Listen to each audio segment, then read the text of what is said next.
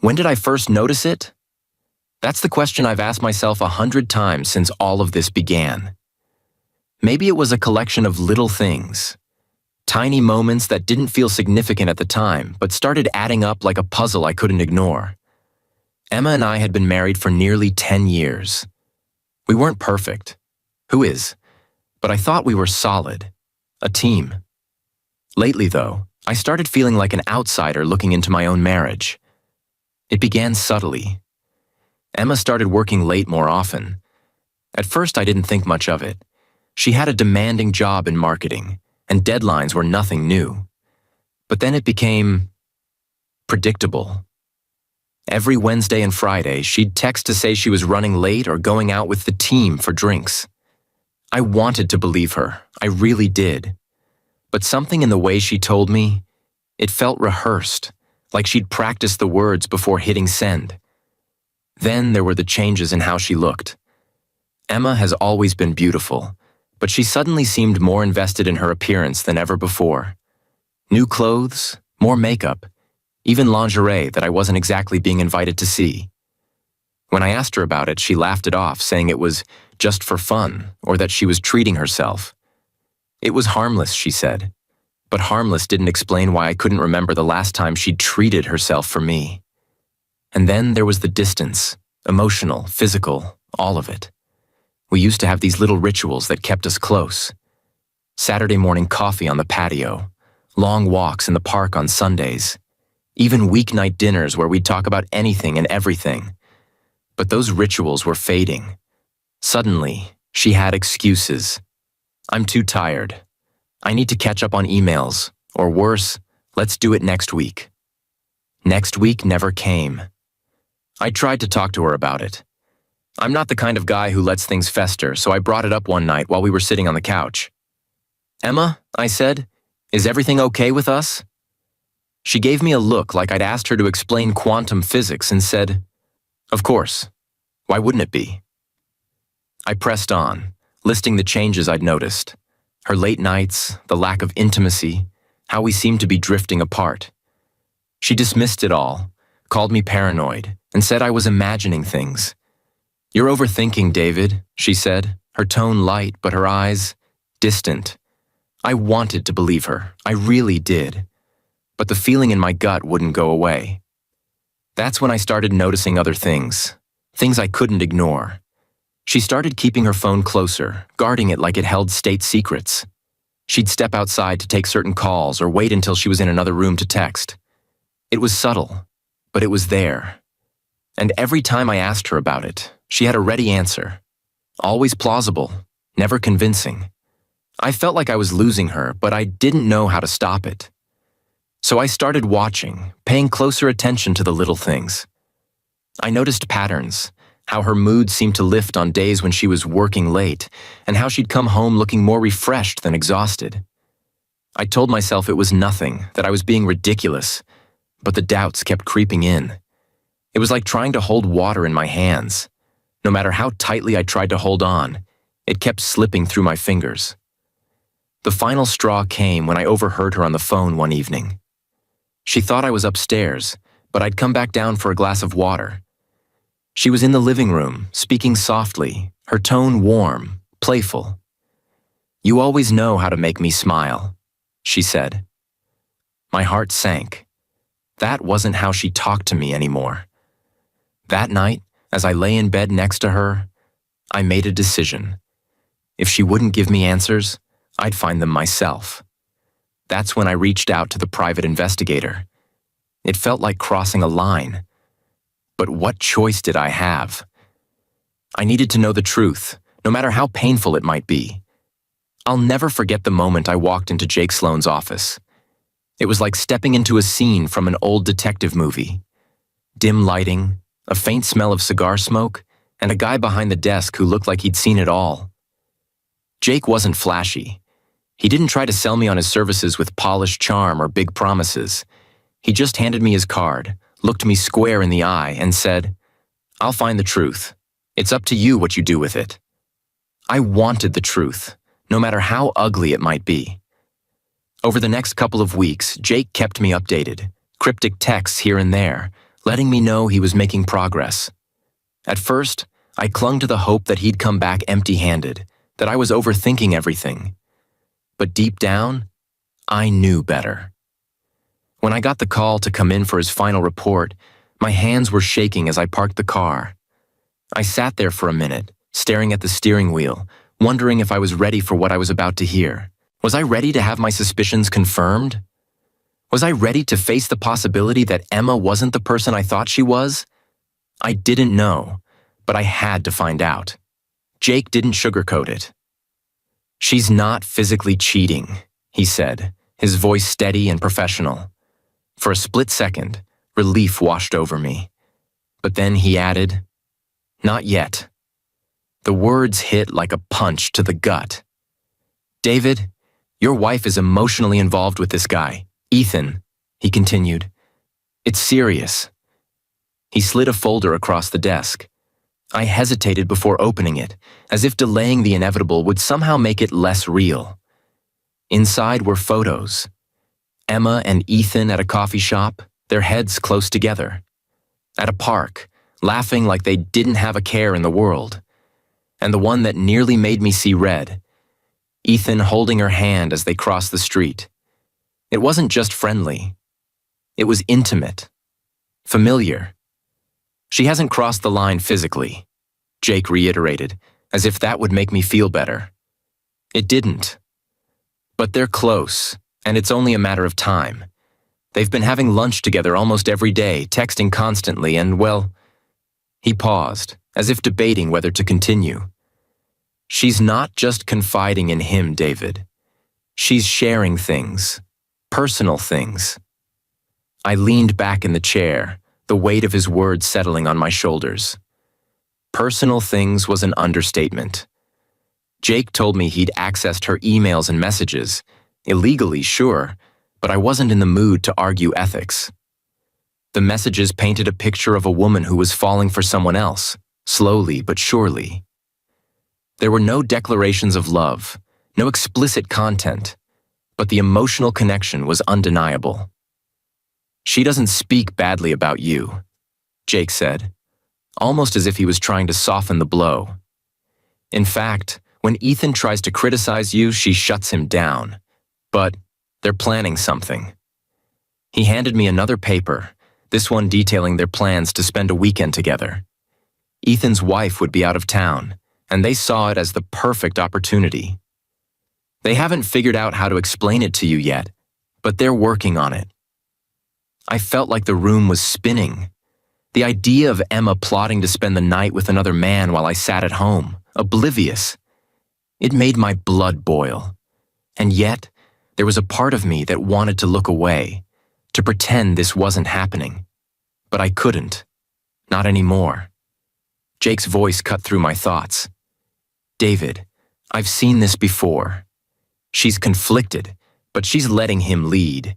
He's the one convincing her that this will somehow fix your marriage, make her appreciate you more. It's manipulation, plain and simple." I clenched my fists, the anger bubbling just beneath the surface. "What do I do?" I asked, my voice quieter than I intended. "That's up to you," Jake said. "But I'll keep monitoring her. If anything changes, if they escalate, I'll let you know." As I left his office, the folder tucked under my arm, I felt like I was carrying the weight of the world. The truth was out now, and there was no going back. Emma might not have physically cheated yet, but in my eyes, she'd already crossed the line. I drove home in silence, the photos and messages replaying in my mind. This wasn't just about Ethan. This was about us, about everything we'd built over the years, and how it was all starting to crumble. And as much as it hurt, I knew one thing for certain. I couldn't let this continue. Something had to change. The drive home from Jake Sloan's office was a blur. The streets were the same, the lights unchanged, but everything looked different. Or maybe I was the one who had changed. I gripped the steering wheel tightly, the folder sitting on the passenger seat like a silent witness to my unraveling thoughts. What was I supposed to do now? How do you confront the person you love? The person you thought you knew? about a betrayal you can't unsee. For days, I carried the weight of that folder like an anchor. I couldn't eat, couldn't sleep. Every time I closed my eyes, I saw those pictures. Emma smiling at Ethan, her hand in his, her head tilted toward his as if he were the only person in the world. It wasn't just the physical closeness that got to me. It was the intimacy, the trust, the connection. It was everything she'd stopped sharing with me. I wanted to confront her right away, to lay it all out and demand answers. But every time I pictured the confrontation, it ended the same way. Her denying everything, turning it back on me, making me feel like the villain for even suspecting her. I could hear her voice in my head, sharp and dismissive. "David, you're overreacting. He's just a friend." And maybe that's what scared me the most.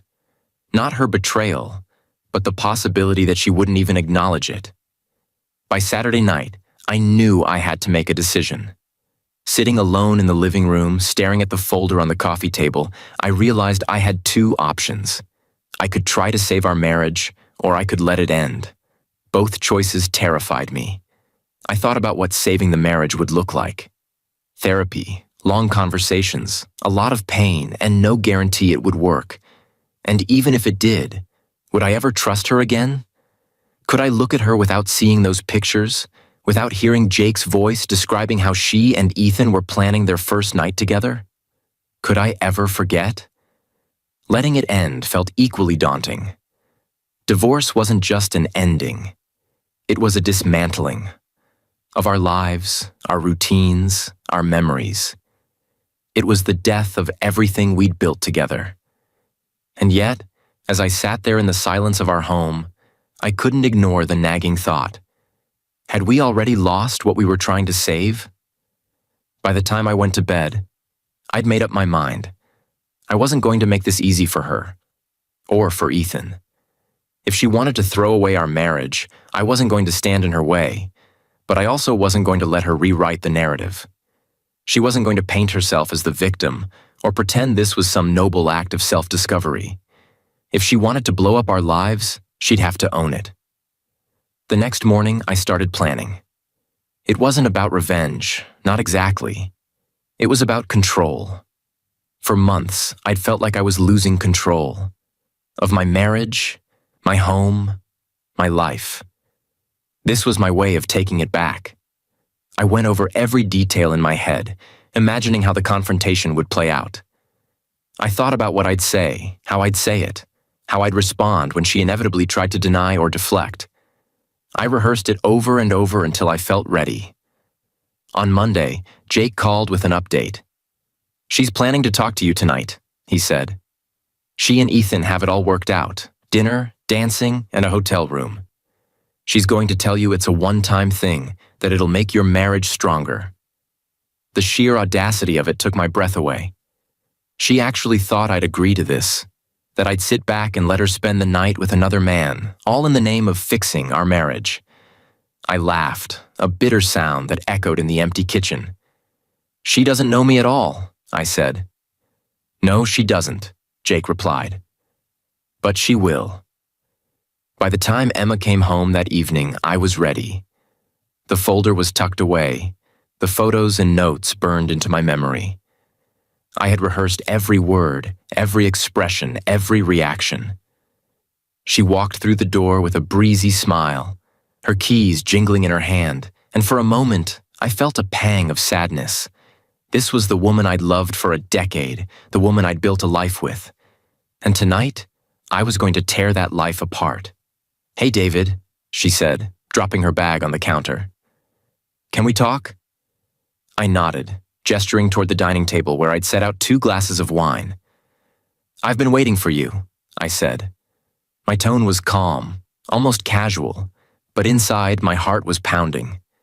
She hesitated, her confidence faltering for the first time. "Oh," she said, sitting down across from me. "You seem prepared." "I am," I replied, meeting her gaze. "So Emma, why don't you start?" Little did she know, this conversation wasn't going to go the way she'd planned. Not even close. By the time Emma sat down across from me, I could feel the tension in the room rising, thick and heavy like a storm cloud about to burst. She wasn't her usual confident self. Something about my demeanor had unsettled her. Good. I wanted her off balance. I wanted her to feel just a sliver of the unease I'd been living with for weeks. So, I began, pouring the wine with deliberate calm. What's on your mind? Emma shifted in her seat, avoiding my eyes. She picked up the glass and took a long sip before finally speaking. David, she started, her voice unusually soft. You know I love you, right? I didn't respond. Instead, I leaned back in my chair, watching her carefully. She took a deep breath and continued. I've been thinking about us, about our marriage, and I feel like maybe we've gotten stagnant. Stagnant. The word hung in the air like a bad smell. I resisted the urge to scoff and simply nodded, urging her to continue. I've been talking to someone about it, she said, her voice faltering slightly. A colleague. Ethan. There it was, the name I'd come to hate. I kept my face neutral, though inside I could feel my blood beginning to boil.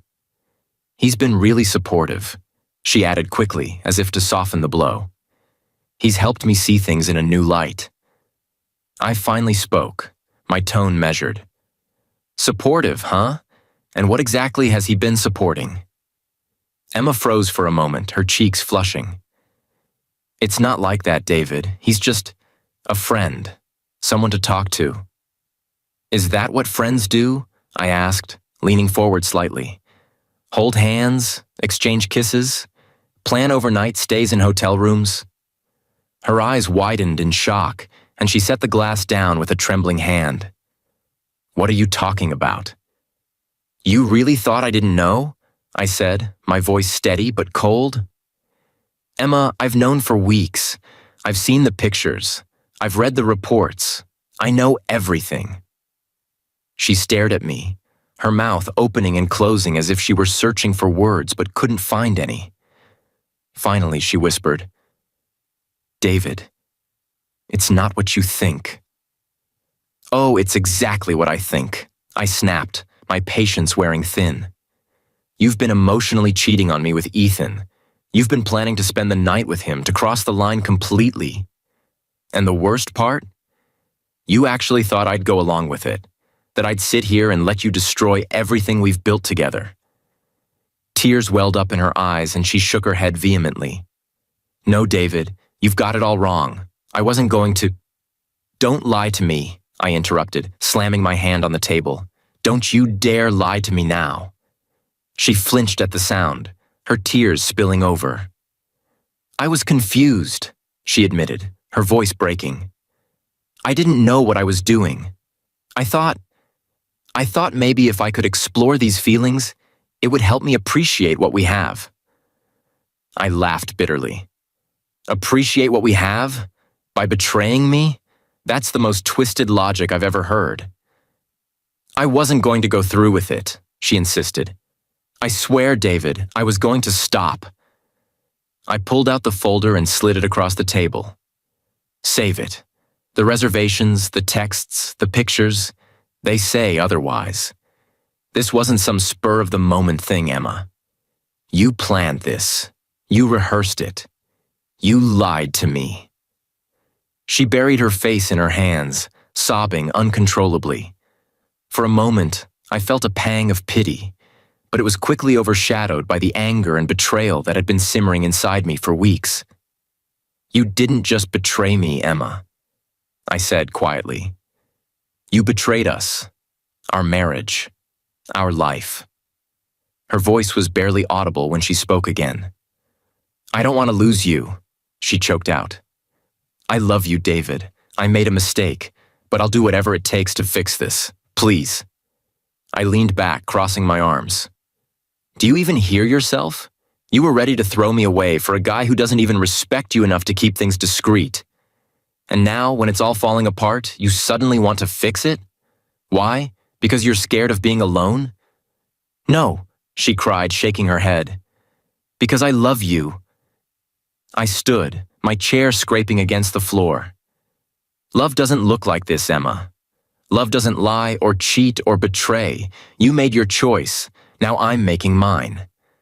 She reached for me, desperation in her eyes, but I stepped back. It's over, I said firmly. We're over.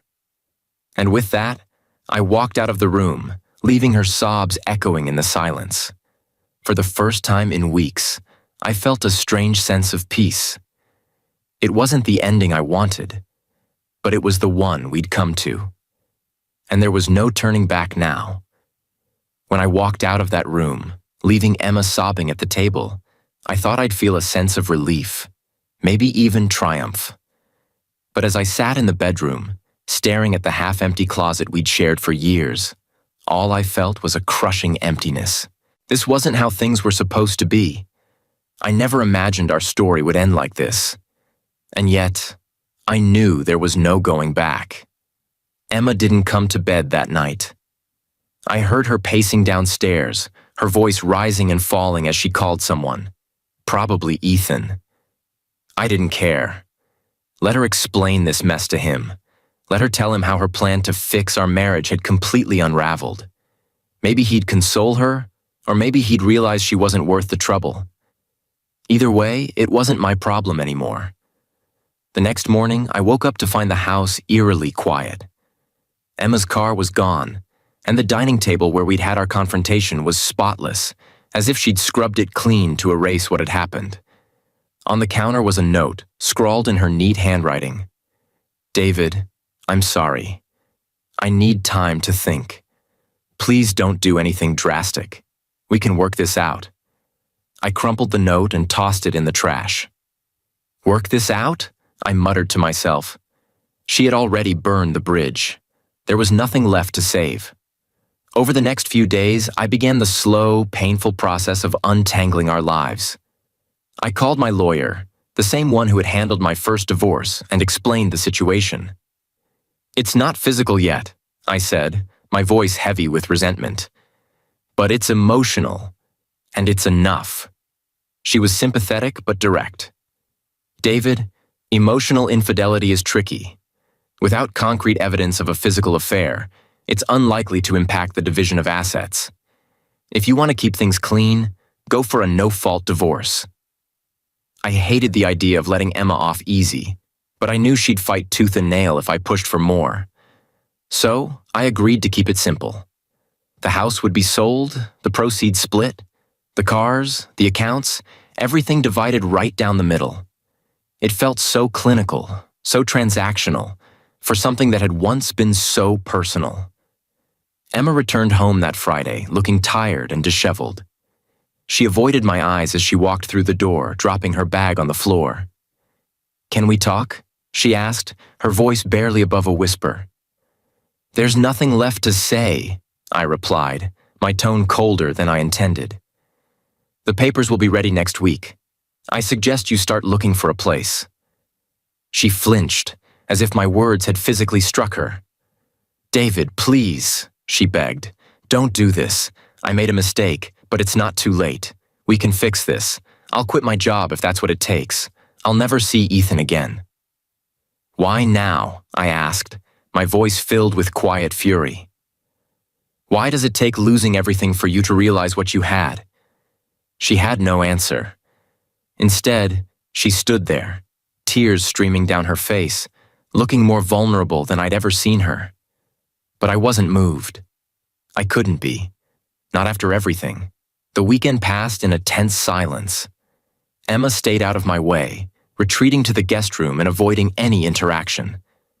Meanwhile, I started packing up my things, boxing up years of memories that now felt like lies. Every photo, every trinket, every little reminder of our life together, it all went into storage. I couldn't bring myself to look at it anymore.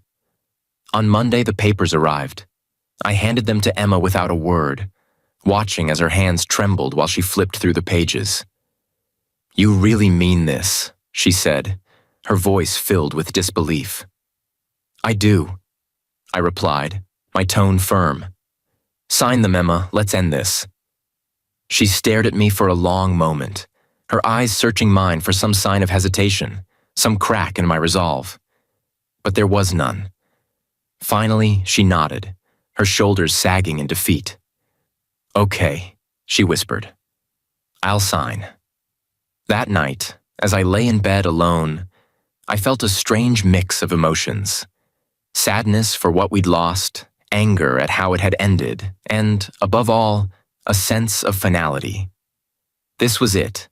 The life we'd built together was over, and there was no going back. For Emma, the fallout had just begun. Ethan's interest in her waned almost immediately after our confrontation. From what I heard later, his wife discovered their relationship and filed for divorce, leaving him scrambling to save face. Emma was left alone, her career in shambles, her reputation tarnished. For me, the fallout was quieter but no less profound. I moved into a small apartment, focusing on rebuilding my life one step at a time. The road ahead was uncertain, but for the first time in months, I felt like I was moving forward, leaving the past behind. The days after Emma signed the divorce papers were a blur of logistics and emotional detachment. Once, we had worked together to build a life. Now we were unraveling it piece by piece. It was surreal, deciding who would keep the dining table, who wanted the coffee maker, and how to divide the photos we'd taken over the years. Each choice felt like a tiny death, another nail in the coffin of our marriage. The house was the hardest part. We'd bought it 10 years ago, a symbol of everything we dreamed of. Stability, love, a future. Now it was just an asset to be liquidated. We listed it with a realtor and kept our conversations strictly business. Emma seemed fragile, her voice cracking when we discussed showings or repairs. I didn't have the energy to comfort her anymore.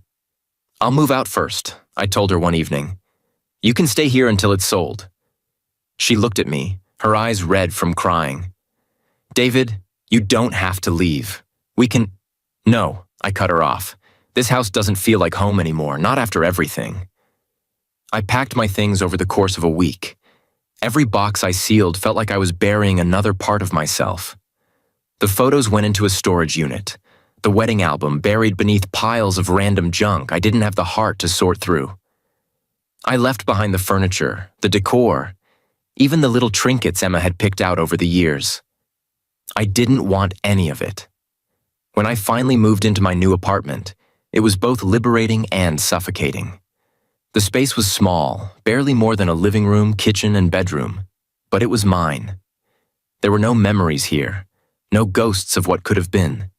Still, the silence was deafening. I hadn't realized how much of my identity was tied to being Emma's husband until I wasn't anymore. Meanwhile, Emma tried to reach out. Texts, emails, even a voicemail or two. They all said the same thing. "I'm sorry. Can we talk?" I ignored everyone. What was there to say? She had made her choice, and I was done cleaning up the mess. The day we met at the bank to close our joint accounts was the first time we'd seen each other since I moved out. Emma looked different. Thinner, her eyes shadowed with sleepless nights. She barely spoke, and I didn't offer anything to fill the silence. When the paperwork was done, she hesitated, her hand lingering on the pen. "David," she said softly, "I miss you."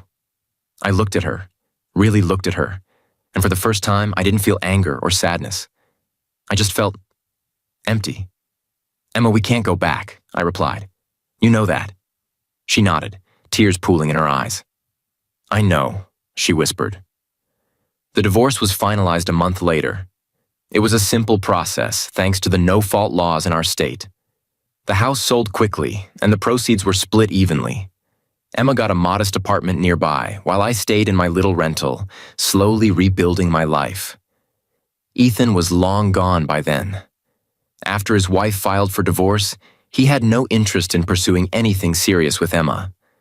From what I heard, he moved on quickly, dating a younger woman and leaving Emma to pick up the pieces of her shattered life. I didn't feel sorry for her. Not really.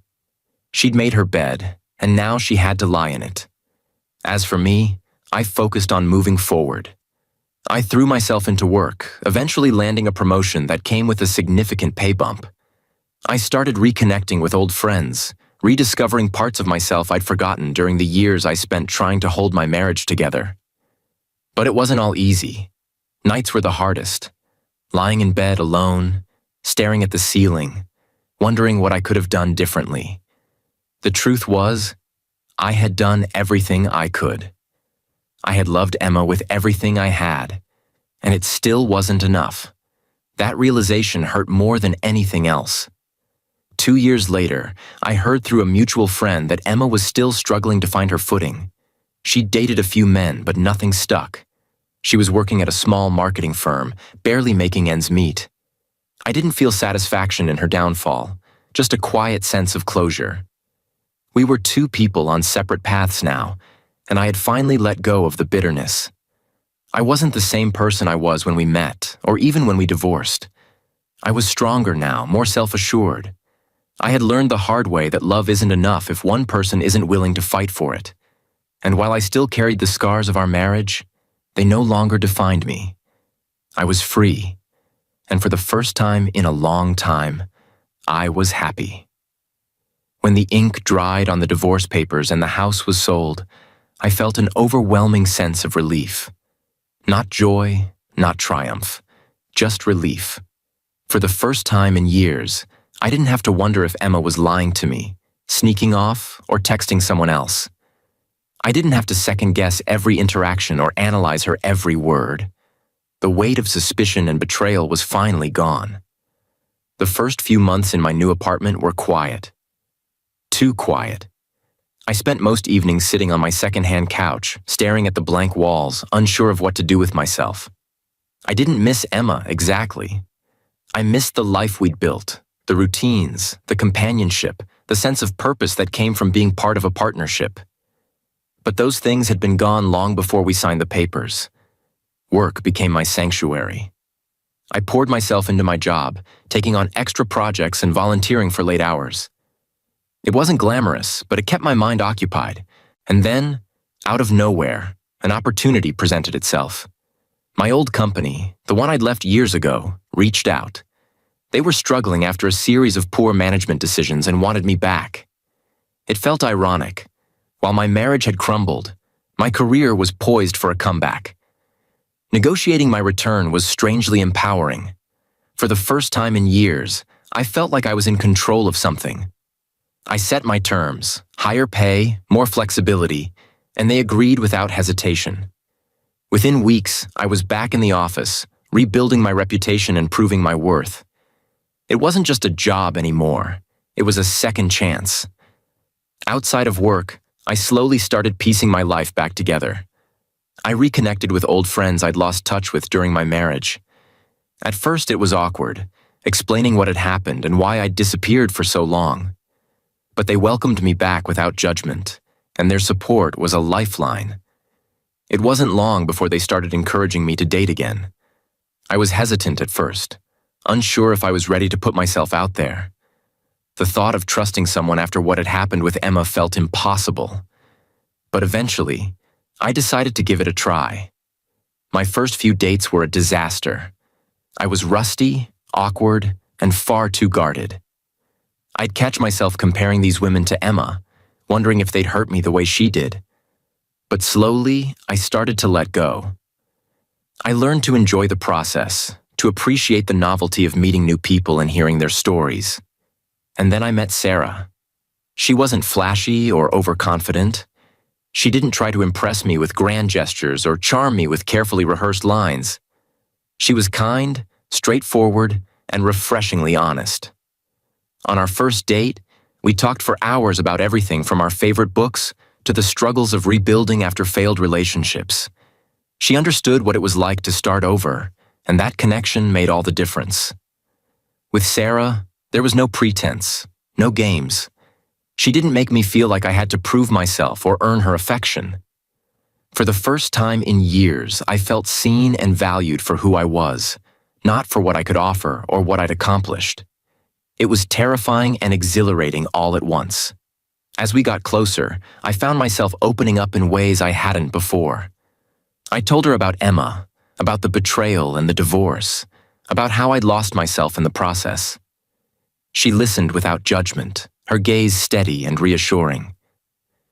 "You're stronger than you think," she said one evening, her hand resting lightly on mine. "You've been through so much, but you're still here. That says a lot about you." Her words stayed with me. They reminded me that while Emma's betrayal had shaped me, it didn't define me. I was more than the sum of my failures and heartbreaks. I was still capable of love, still worthy of happiness. 2 years after the divorce, I found myself standing in a small, sunlit chapel, holding Sarah's hands as we exchanged vows. It was a quiet ceremony, just close friends and family. No grand spectacle, no elaborate decorations, just the two of us, promising to face whatever came our way together. As I looked into her eyes, I felt a sense of peace I hadn't known in years. Emma, on the other hand, was still searching. I heard through mutual friends that she'd dated a few men, but none of them lasted. Her career had plateaued, and her social circle had dwindled. Part of me felt sorry for her. Not because I missed her, but because I knew how it felt to be lost, to wonder if you'd ever find your way again. Looking back, I realized that my divorce wasn't just an ending. It was a beginning. It forced me to confront my own fears, to rebuild my life from the ground up, to rediscover who I was without Emma. It wasn't easy, but it was worth it. And for the first time in a long time, I was truly happy. 2 years after the divorce, life had settled into a rhythm. Work was rewarding, and my relationship with Sarah felt like a fresh start, a chance to experience love without the weight of betrayal hanging over me. I rarely thought about Emma anymore. If she crossed my mind, it was fleeting, like a ghost from another life. That changed one crisp autumn afternoon when I ran into Julie, a mutual friend of Emma's and mine, at a local coffee shop. She was perched at a corner table sipping a latte, her usual warm smile lighting up her face when she saw me. "David," she exclaimed, waving me over. "It's been ages. How are you?" I hesitated for a moment before joining her. Julie had always been more Emma's friend than mine, but she was kind-hearted, and I figured there was no harm in catching up. We exchanged pleasantries, talked about work, life, and mutual acquaintances. But inevitably, the conversation shifted. "Have you heard from Emma lately?" she asked, her tone cautious. I shook my head. "No, not since the divorce. Why?" Julie hesitated, as if debating whether to continue. "Well," she said, lowering her voice, "I thought you should know. She's not doing great." Something about the way she said it made me pause. "Not doing great how?" I asked, keeping my tone neutral. "She's struggling," Julie admitted. "Work isn't going well, and she hasn't really been able to move on. I think the divorce hit her harder than she expected." I felt a pang of something. Not sympathy, exactly, but a muted sense of sadness. Despite everything, Emma had once been the person I planned to spend my life with. Hearing that she was floundering stirred an odd mix of emotions. Julie continued, "She still talks about you sometimes. I think she regrets what happened." I leaned back in my chair, processing her words. Regret? It felt like too little, too late. But I nodded politely, signaling to Julie that I appreciated her sharing. Before we parted ways, Julie said something that lingered with me long after I left the coffee shop. "David, you've really turned your life around. I'm happy for you. And honestly, I think Emma is too." Julie's words stayed with me for days. Not because I still harbored feelings for Emma, but because they forced me to confront the emotional residue I hadn't fully addressed. Regret, anger, sadness. They were all still there, buried beneath the surface, waiting for moments like this to bubble up. One evening, as I sat with Sarah watching the sunset from our balcony, I found myself opening up in a way I hadn't before. "I ran into Julie the other day," I said, my voice quiet. "She told me about Emma." Sarah turned to me, her expression calm and supportive.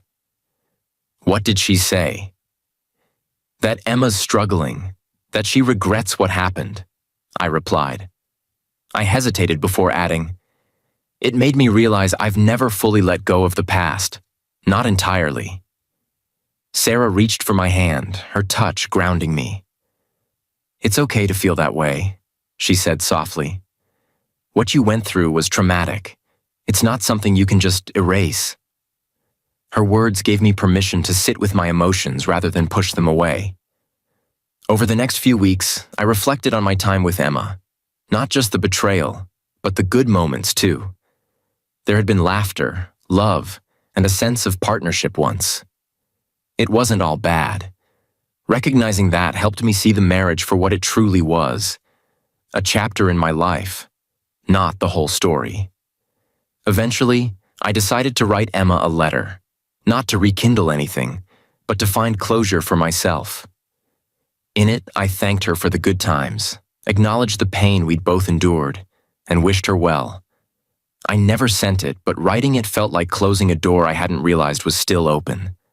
Months later, I heard through Julie that Emma had moved to a new city, hoping for a fresh start. She'd found a modest job and was beginning to piece her life back together. She's doing better, Julie told me. I think she's finally finding her footing. Hearing that gave me an unexpected sense of peace.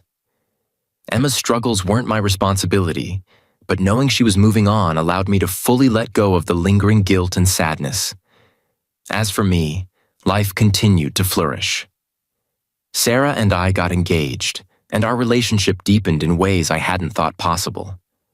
She taught me that love doesn't have to be complicated or painful. It can be simple, honest, and restorative. On the day of our wedding, standing at the altar with Sarah, I realized how far I'd come. The man I was now bore little resemblance to the one who had walked out of that broken marriage 2 years earlier. I was stronger, wiser, and more sure of myself than I'd ever been. Emma was a part of my story, but she didn't define it. She was a lesson, a stepping stone on the path that led me here. And for that, I was grateful. Not bitter, not angry, just grateful. As Sarah and I exchanged vows, I felt nothing but joy. The past was behind me, and the future was wide open. For the first time in years, I wasn't looking back. I was looking forward, ready to embrace whatever came next. And that, I realized, was the true gift of starting over. I couldn't believe it. After 6 months of grinding, sleepless nights, and endless meetings, Garrett Lane, had finally sealed the deal. A $10 million merger for Lane and Harwick Securities, the kind of win that puts your name on the map. The boardroom was alive with energy that afternoon, my team buzzing around me like bees in a hive. Someone popped a bottle of champagne, and the fizzy spray hit my jacket, but I didn't care. Laughter filled the air, glasses clinked, and my CFO, Mark, slapped me on the back so hard I nearly spilled my drink. You did it, Garrett. You're a damn legend, he shouted over the noise. I grinned, soaking it in, but deep down, all I could think about was getting out of there. The victory felt good, sure, but I wanted to share it with the one person who mattered most, my wife, Tessa. She'd been my rock, or so I thought, through all the chaos of this deal.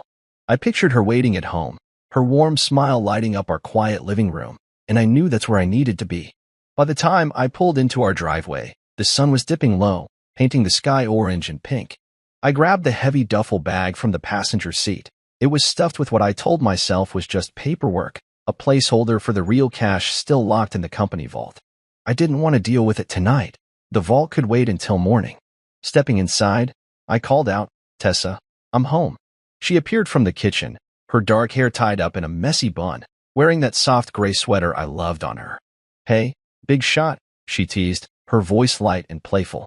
I held up the bag, feeling a little proud, and said, we did it. The merger's done. $10 million in the bank. Her eyes widened, and she let out a little squeal, throwing her arms around me. The smell of her lavender shampoo hit me, and for a moment, everything felt perfect. We sat on the couch, her legs curled up under her, and I told her about the day, the tense final meeting, the way the other side caved at the last second, how I'd bluffed my way through their counteroffer. She listened, nodding, her hand resting on mine. "You're incredible, Garrett," she said, and I believed her. I handed her the duffel bag, the weight of it making her grunt as she took it. "Just hold onto this for tonight," I said, brushing it off like it was no big deal. "I'll take it to the vault tomorrow. Too tired to mess with it now." She smiled that sweet smile of hers, the one that always made me feel like I could trust her with anything. "Of course," she said, leaning in to kiss my cheek. Her lips were soft, and I felt a warmth spread through me. She got up, carrying the bag to the hall closet, and tucked it behind some coats. "Safe and sound," she called back, and I chuckled, sinking deeper into the couch. The rest of the night was simple, exactly what I'd wanted. We ordered pizza, opened a bottle of wine, and watched some mindless TV show about home renovations. I kept stealing glances at her, thinking how lucky I was. 3 years married, and she still made my heart skip a beat. Sure, we'd had our rough patches lately, arguments about my long hours, her feeling neglected, but tonight felt like a reset, a celebration of us, not just the deal. Around 11, I yawned, my eyes heavy from the day. "I'm beat," I said, standing up and stretching.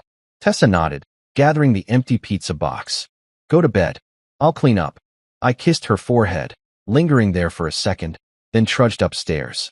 As I brushed my teeth, I thought about the merger, the bag, the future. Everything seemed to be falling into place. I climbed into bed, the sheets cool against my skin, and drifted off, imagining tomorrow's headlines about my big win. Tessa would be proud, I told myself.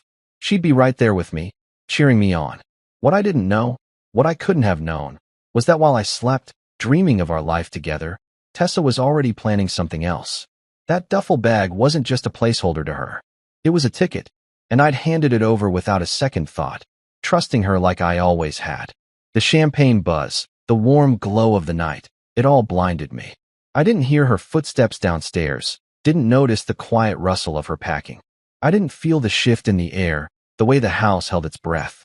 All I saw was her smile, that kiss on my cheek, the way she tucked the bag away like it was nothing. How could I have suspected a thing? She was my wife, my partner, my Tessa, and by morning, she'd be gone, leaving me with nothing but a laugh and a lesson I'd never forget. The morning sun hit my face like a slap, pulling me out of a deep, dreamless sleep. I rolled over, expecting to feel Tessa's warmth next to me, but the other side of the bed was cold, the sheets untouched. I rubbed my eyes, figuring she'd gotten up early to make coffee or something. "Tessa," I called out, my voice scratchy from sleep. No answer. The house felt too quiet, like it was holding its breath. I swung my legs over the side of the bed, my bare feet hitting the hardwood floor, and shuffled to the bathroom. Her toothbrush was still there, dry as a bone. A little knot started twisting in my gut, but I pushed it down. She's probably just out for a walk, I told myself. It was Saturday, no reason to panic yet. Downstairs, the living room looked the same as last night. Pizza box gone, wine glasses in the sink. But something was off. I couldn't place it at first. I grabbed my phone from the coffee table and dialed her number. Straight to voicemail. "Hey, it's Tessa. Leave a message," her cheerful voice chirped. I hung up, frowning, and tried again. Same thing. The knot in my stomach tightened. "Come on, Tess," I muttered, pacing toward the kitchen. That's when I saw it. A single sheet of paper on the counter, her elegant handwriting staring back at me like a punch to the chest. I picked it up, my hand shaking a little, and read the words she'd left behind. "Thanks for the money, Garrett. I'm starting over with Julian. Good luck starting from scratch." For a second, I just stood there, the paper trembling in my grip. My brain couldn't process it. Julian? Who the hell was Julian? And the money? What money? Then it hit me like a freight train, the duffel bag. I dropped the note and bolted to the hall closet, yanking the door open so hard it banged against the wall. The coats were still there, but the bag was gone. My heart pounded in my ears, a wild, frantic rhythm. She'd taken it. She'd actually taken it and run off with some guy named Julian. I stumbled back, my legs weak, and leaned against the wall, trying to catch my breath. "No way," I whispered to myself. "No damn way." Then, out of nowhere, a laugh bubbled up in my throat, a single, sharp bark that echoed in the empty house. It wasn't funny, not really, but it was so absurd I couldn't help it. Of course she'd gone. Of course she'd played me like this. Tessa, with her sweet smiles and soft kisses, had been plotting this whole time. I'd handed her the bag, thinking it was just for safekeeping, and she'd seen her chance. I ran a hand through my hair, pacing the living room now, my mind racing. How long had she been planning this? Was Julian some guy she'd met at the gym, at the grocery store, at one of those charity events she always dragged me to? I didn't even know who he was, and yet here he was, stealing my wife and what he thought was my money. But here's the thing, she didn't know the half of it. That laugh came again, louder this time, because the joke was on her. The bag she'd taken? It wasn't the real deal. I sank onto the couch, my head in my hands, and let the truth settle over me like a warm blanket. The real $10 million was still sitting pretty in the company vault, locked up tight behind steel and codes only I had access to. What I'd given her last night was a decoy, a heavy duffel stuffed with training binders, fake financial papers, and a little something extra I'd thrown in with Micah's help. A GPS chip, tiny and unnoticeable, tucked into the lining. Tessa thought she'd won, thought she'd cleaned me out and skipped town with her new boyfriend. But she didn't know I'd seen this coming, not the details, not Julian, but the cracks in us. We'd been off for months. She'd stopped asking about my day, started picking fights over nothing, my late nights, my focus on work. I chalked it up to stress, told myself we'd get through it after the merger. But looking back, the signs were there. The way she'd linger on her phone, the vague answers about where she'd been. I trusted her because I loved her, because I couldn't imagine her turning on me. And yet, here we were. I picked up her note again, rereading it, letting the words sink in. Good luck starting from scratch, she'd written, like she'd left me with nothing. Oh, Tessa, I thought, you have no idea what you've walked into. I grabbed my phone again, this time dialing Micah Reyes, my best friend and the sharpest legal mind I knew. He picked up on the second ring, his voice groggy. Garrett? It's, what? 7 in the morning. You okay? I didn't waste time. She's gone, man. Took the bag and ran off with some guy named Julian. There was a pause, then Micah let out a low whistle. Damn. She actually did it. I could hear him sitting up, already switching into strategist mode. You're not freaking out, though. Why? I smirked, leaning back on the couch. Because she took the bait. The decoy's in play. Micah laughed, a real belly laugh that made me feel a little lighter. You're a genius, you know that? What's the next move? I stood up, walking to the window and peering out at the quiet street. Somewhere out there, Tessa and Julian were probably celebrating, thinking they'd hit the jackpot. We let her run, I said, my voice steady now. The GPS is active. I'll fire up the laptop and see where she's headed. You get your team ready. We're not chasing her. We're watching her. Micah was quiet for a second, then said, You sure you're okay? This is your wife we're talking about. I swallowed hard, the sting of betrayal still fresh. She stopped being my wife the second she wrote that note, I told him. Now she's just a thief who doesn't know she's caught. I hung up and grabbed my laptop from the kitchen table, powering it on. The GPS software was already installed, a little gift from Micah's tech guy. A blinking dot appeared on the screen, moving fast, too fast for a car. She was on a plane, maybe, or a train. I didn't know yet, but I'd find out soon enough. I poured myself a coffee, the bitterness matching my mood, and settled in to watch. Tessa thought she'd played me for a fool, but she didn't know the game had just started. And I was holding all the cards. I sat there at the kitchen table, the laptop screen glowing in front of me, that little blinking dot taunting me as it moved across the map. Tessa was gone, and I still couldn't quite wrap my head around it. The coffee in my mug was going cold, but I didn't care. I was too busy staring at the GPS signal, watching her run off with that decoy bag and whoever this Julian guy was. My phone buzzed on the table, Micah's name lighting up the screen. I picked it up, not even bothering with a hello. She took the bait, I said, my voice calmer than I felt. Micah's laugh crackled through the line, loud and easy. I knew it, man. You sure know how to pick him, don't you? I smirked, despite the ache in my chest. Yeah, well, this one's on me. But she's not getting away with it. Micah was more than just my best friend. He was the guy who'd been with me through every messy step of building Lane and Harwick Securities. He'd helped me plan this little trap months ago, back when I first started noticing Tessa pulling away. It wasn't her leaving that I'd predicted, not exactly, just the chance she might try something. So, what's the deal with the bag? Micah asked, his tone shifting to business. I leaned back in my chair, glancing out the window at the empty driveway where her car used to sit. It's exactly like we set up. Training binders, fake financial docs, and that GPS chip you got from your guy. The real cash, $10 million, is still locked up in the vault. She's got nothing but a pile of paper and a tracking device. He let out a low whistle. You're cold, Garrett. Ice cold. I love it. I didn't feel cold, though, not yet. I felt raw, like someone had ripped a bandage off a wound I didn't know I had. Tessa's note was still on the counter, her handwriting looping across the page like a signature on a confession. I picked it up again, rereading it for the third time that morning. Thanks for the money, Garrett. I'm starting over with Julian. Julian. The name burned in my brain, a faceless shadow I couldn't pin down. Was he some slick-talking guy she'd met behind my back? A coworker? A friend I'd shaken hands with at a party? I didn't know, and that made it worse. Garrett, you still there? Micah's voice snapped me out of it. Yeah, I said, tossing the note back onto the counter. Just thinking. Where's she headed? The dot's moving fast. I heard him tapping on his end, probably pulling up the same software. Looks like an airport vector, he said after a minute. Private jet, maybe. She's not wasting time. A private jet. That hit me hard. She'd planned this, really planned it.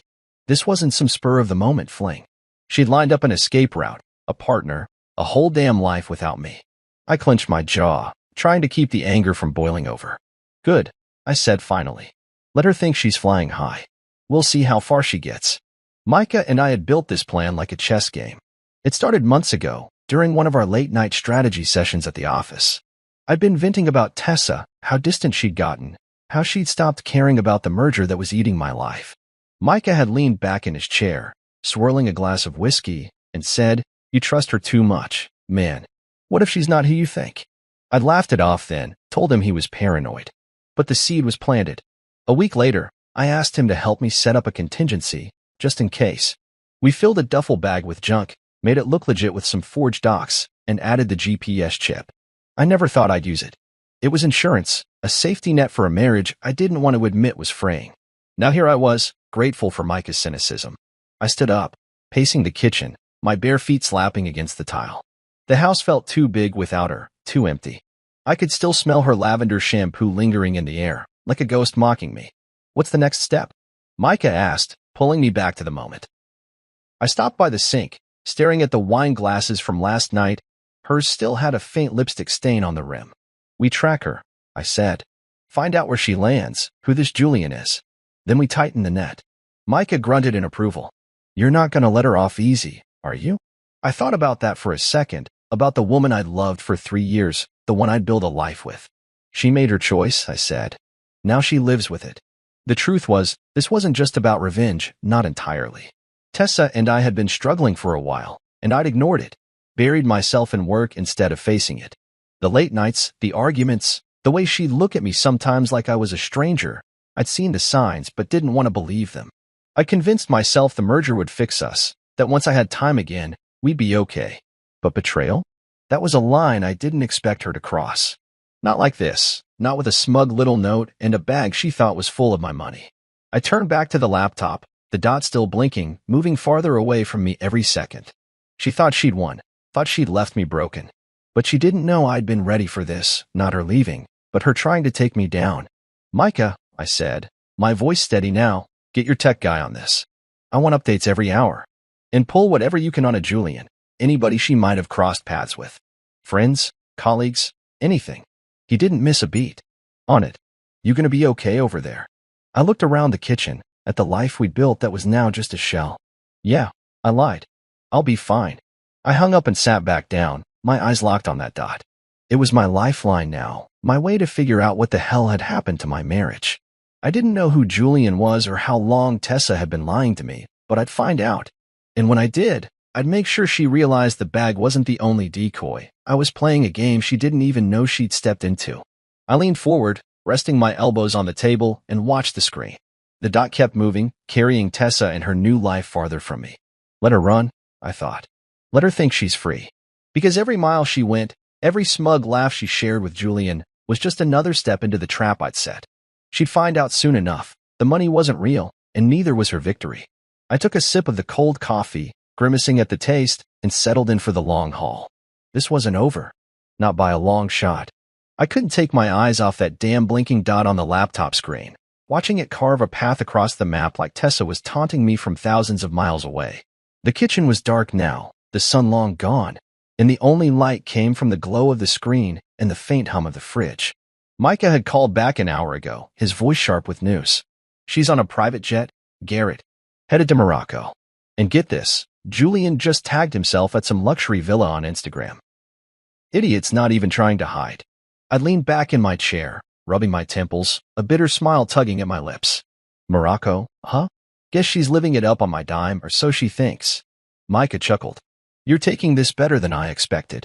I didn't tell him the truth that inside, I was a mess, a tangle of anger and hurt I couldn't untie. Instead, I said, let them enjoy it. I want them comfortable before the fall. Tessa had always been good at this, charming people, making them feel like they were the center of her world. I remembered the night we met, 3 years ago at an investors' gala downtown. I was there schmoozing clients, feeling out of my depth among all the suits and sparkling dresses. Then she walked up, a glass of champagne in her hand, her dark hair falling in waves over one shoulder. You look like you'd rather be anywhere else, she'd said, her voice smooth as silk. I laughed, caught off guard, and she smiled that smile, the one that hooked me right then and there. She was magnetic, the kind of woman who could talk her way into anything. By the end of the night, I had her number, and 6 months later, we were married. I thought I'd won the lottery. Now I saw it for what it was. She'd been playing me from the start, sizing me up like a mark. I poured myself a glass of whiskey from the bottle on the counter, the burn of it steadying me as I paced the living room. The GPS dot had stopped moving, somewhere over the Atlantic, probably mid-flight. Micah's tech guy had confirmed the jet's trajectory, and I could picture her up there, sipping something expensive, laughing with Julian like they'd pulled off the heist of the century. The thought made my stomach twist. Who was this guy? Some smooth-talking con artist she'd met behind my back? A lover she'd been hiding? I didn't have answers yet, but I'd get them. For now, all I could do was wait, and that waiting was driving me crazy. I sank onto the couch, the same spot where we'd sat last night, her legs tucked under her, that duffel bag between us. She'd been so convincing, her excitement about the merger, the way she'd kissed my cheek when I handed her the bag. Safe and sound, she'd said, tucking it away. I'd bought it, every word, because I wanted to believe in us. But looking back, it was all too perfect. She'd known exactly what to say, how to play the loving wife while she plotted her exit. And me? I'd been too tired, too wrapped up in my own victory, to see through it. The whiskey burned my throat again, and I set the glass down hard on the coffee table. You're a fool, Garrett, I muttered to myself. A damn fool. Micah's voice echoed in my head, his update about the burner phone we'd slipped into the bag. It wasn't just the GPS chip giving us eyes on her. That phone was encrypted, a little trick we'd cooked up to monitor her calls, her texts, anything she did once she landed. She's got no idea, Micah had said, almost giddy about it. They'll use it, and we'll hear everything. I'd nodded along, impressed by his foresight, but now, sitting here alone, it felt less like a win and more like a lifeline. I needed to know what she was saying, what she was thinking. Was she laughing at me? Bragging about how easy it was to take me down? Or did she feel anything at all, guilt, maybe, or doubt? I doubted it. Tessa didn't do doubt. She was all in, always had been. I thought about Morocco, that villa Julian was flaunting online. I pulled up his Instagram on my phone, scrolling through the post Micah had mentioned. There it was, a photo of a sprawling white house with a pool, the ocean glittering in the background. New beginnings, the caption read, tagged with some location in Marrakesh. The guy had dark hair, a cocky grin, and a tan that screamed money, or at least the illusion of it. I didn't recognize him, but that didn't mean much. Tessa had a whole life I didn't know about, apparently. I tossed the phone onto the cushion next to me, my hands clenching into fists. They were probably there by now, unpacking that bag, dreaming up their next move. Let them, I thought. Let them dig their hole deeper. The plan was simple, and it was mine, all mine. Micah had helped with the details, but the idea came from me, born out of those late-night doubts I'd buried for months. I told myself it was paranoia, that Tessa wouldn't betray me, but I'd set up the decoy anyway. Now it was paying off. The bag wasn't just a trick, it was a test, and she'd failed spectacularly. I stood up, walking to the window, staring out at the dark street. The neighborhood was quiet, the kind of quiet that made you feel alone in the world. I wondered if she'd ever loved me, or if it had all been a long con.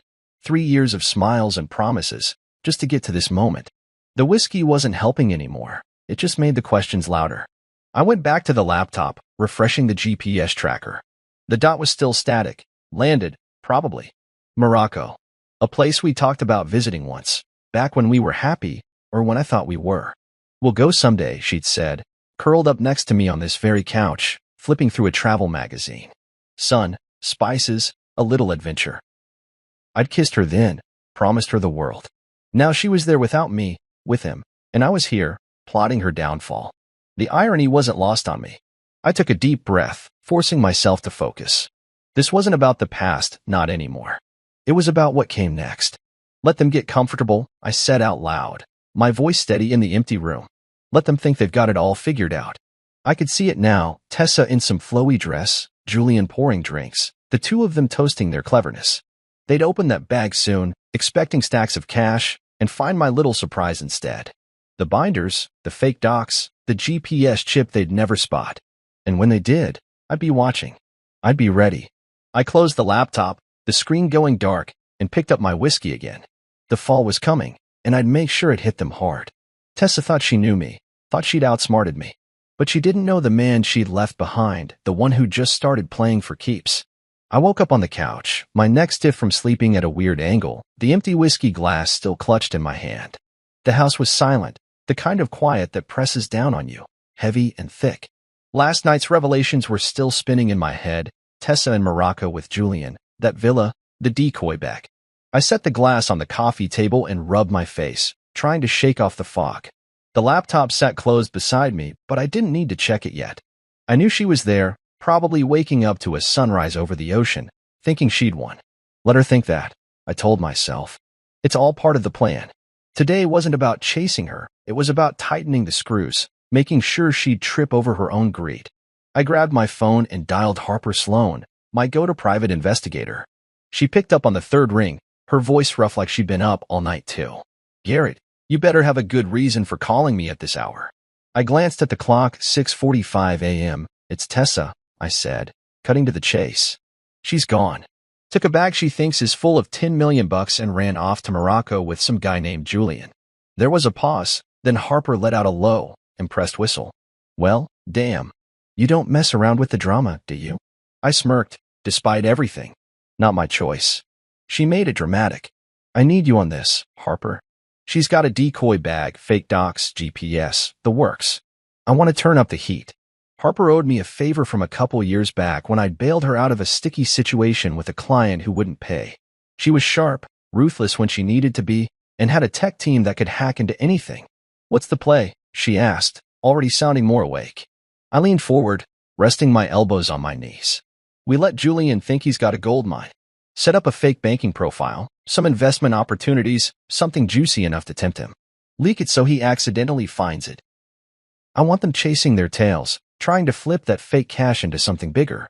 Harper laughed, a dry, knowing sound. You're evil, Lane. I like it. Greed makes people stupid, they'll bite. I stood up, pacing the living room as the plan took shape in my mind. Exactly. Tessa's smart, but she's not the one I'm targeting here. Julian's the weak link. He's already posting pics online like a moron. If we dangle a carrot, he'll drag her into it. Harper was quiet for a second, probably scribbling notes. Operation Mirage, she said finally. That's what we'll call it. I'll get my guys to mock up a profile, offshore accounts, some shady crypto scheme. We'll tie it to the docs in that bag so it looks legit. You got any specifics on this Julian guy? I shook my head, even though she couldn't see me. Not yet. Mike is digging, but all I've got is his Instagram, luxury villa, Marrakesh, cocky grin. Dark hair, maybe 35. Enough to start with, she said. I'll cross-reference it with Tessa's contacts, see what pops. Meantime, we'll plant the bait. My tech guy can spoof an email, make it look like it's from one of your competitors, someone who'd plausibly know about the money she took. Julian finds it, thinks he's struck gold, and we watch them squirm. I nodded, feeling a flicker of control for the first time since I'd found that note. Perfect. And Harper, monitor everything. Every call, every keystroke. That burner phone in the bag's live, right? She snorted. Oh, it's live. They use it. We'll hear it. You just sit tight and let me work my magic. I hung up and walked to the kitchen, brewing a pot of coffee while Harper's words bounced around in my head. Operation Mirage. It fit. Let Tessa and Julian chase a ghost, a shimmering promise that'd vanish when they reached for it. I poured the coffee, black and strong, and took a sip, letting the heat wake me up. The anger was still there, simmering under my skin, but it had focus now. This wasn't about catching Tessa in the act anymore. She'd already shown her cards. This was about letting her build her own cage, brick by brick, until she couldn't escape. Harper was right. Greed makes people stupid. And I was betting Julian was greedy enough for both of them. I thought about Tessa, how she'd always had a knack for wanting more. When we got married, I'd given her everything, a nice house, trips whenever I could swing them, jewelry she'd hint at with those coy little smiles. But it was never enough. She'd push for bigger, better, new car, fancier vacations. I chalked it up to ambition, told myself it was just her way. Now I saw it for what it was, a hunger I couldn't fill.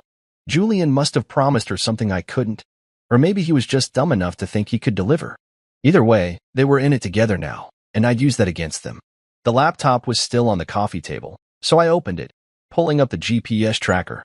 The dot hadn't moved, Still pinned in Marrakesh, probably that villa. I pictured them there, sprawled out by the pool, counting their imaginary millions. Did she feel bad at all? Did she think about me, sitting here in the house we'd shared, or was I already a memory she'd tossed aside? I shook my head, pushing the thought away. No point in wondering. She'd made her choice, and I'd made mine.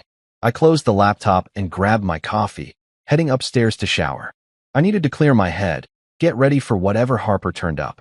Under the hot water, I let my mind wander back to the plan.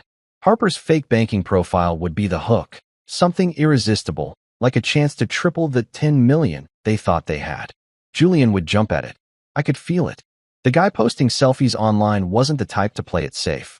And Tessa, she'd go along, because that's who she was. She'd always trusted her charm to get her out of trouble. Not this time.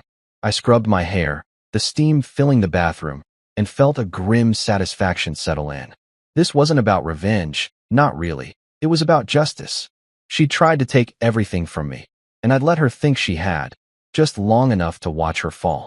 I stepped out, towel around my waist, and checked my phone. A text from Harper. Profiles live. Emails sent. Waiting for the fish to bite. I grinned, a real one this time, and texted back. Good. Keep me posted. The game was on now, and I was in control. Tessa and Julian could run, they could scheme, but every move they made was one I'd see coming. I got dressed. Jeans, a plain shirt. Nothing fancy, just enough to feel human again. Downstairs, I poured another coffee and settled onto the couch, the weight of the day ahead pressing down. Harper was right. They'd be greedy, and that greed would undo them. All I had to do was wait, watch, and let Operation Mirage do its work. I was sitting at the kitchen table, nursing my third cup of coffee, when Harper called me late that afternoon. The sun was dipping low outside, casting long shadows across the floor, and I'd spent the day restless, checking the GPS dot like it was a lifeline. They're biting, Harper said, her voice buzzing with excitement. Julian's already sniffing around the fake investment profile we set up. He's cocky, thinks he's found a loophole to flip your money into a fortune. I leaned back in my chair, a slow grin spreading across my face. Perfect. What's he doing? She laughed, sharp and quick. He's emailing back and forth with my dummy account. Some broker named Victor.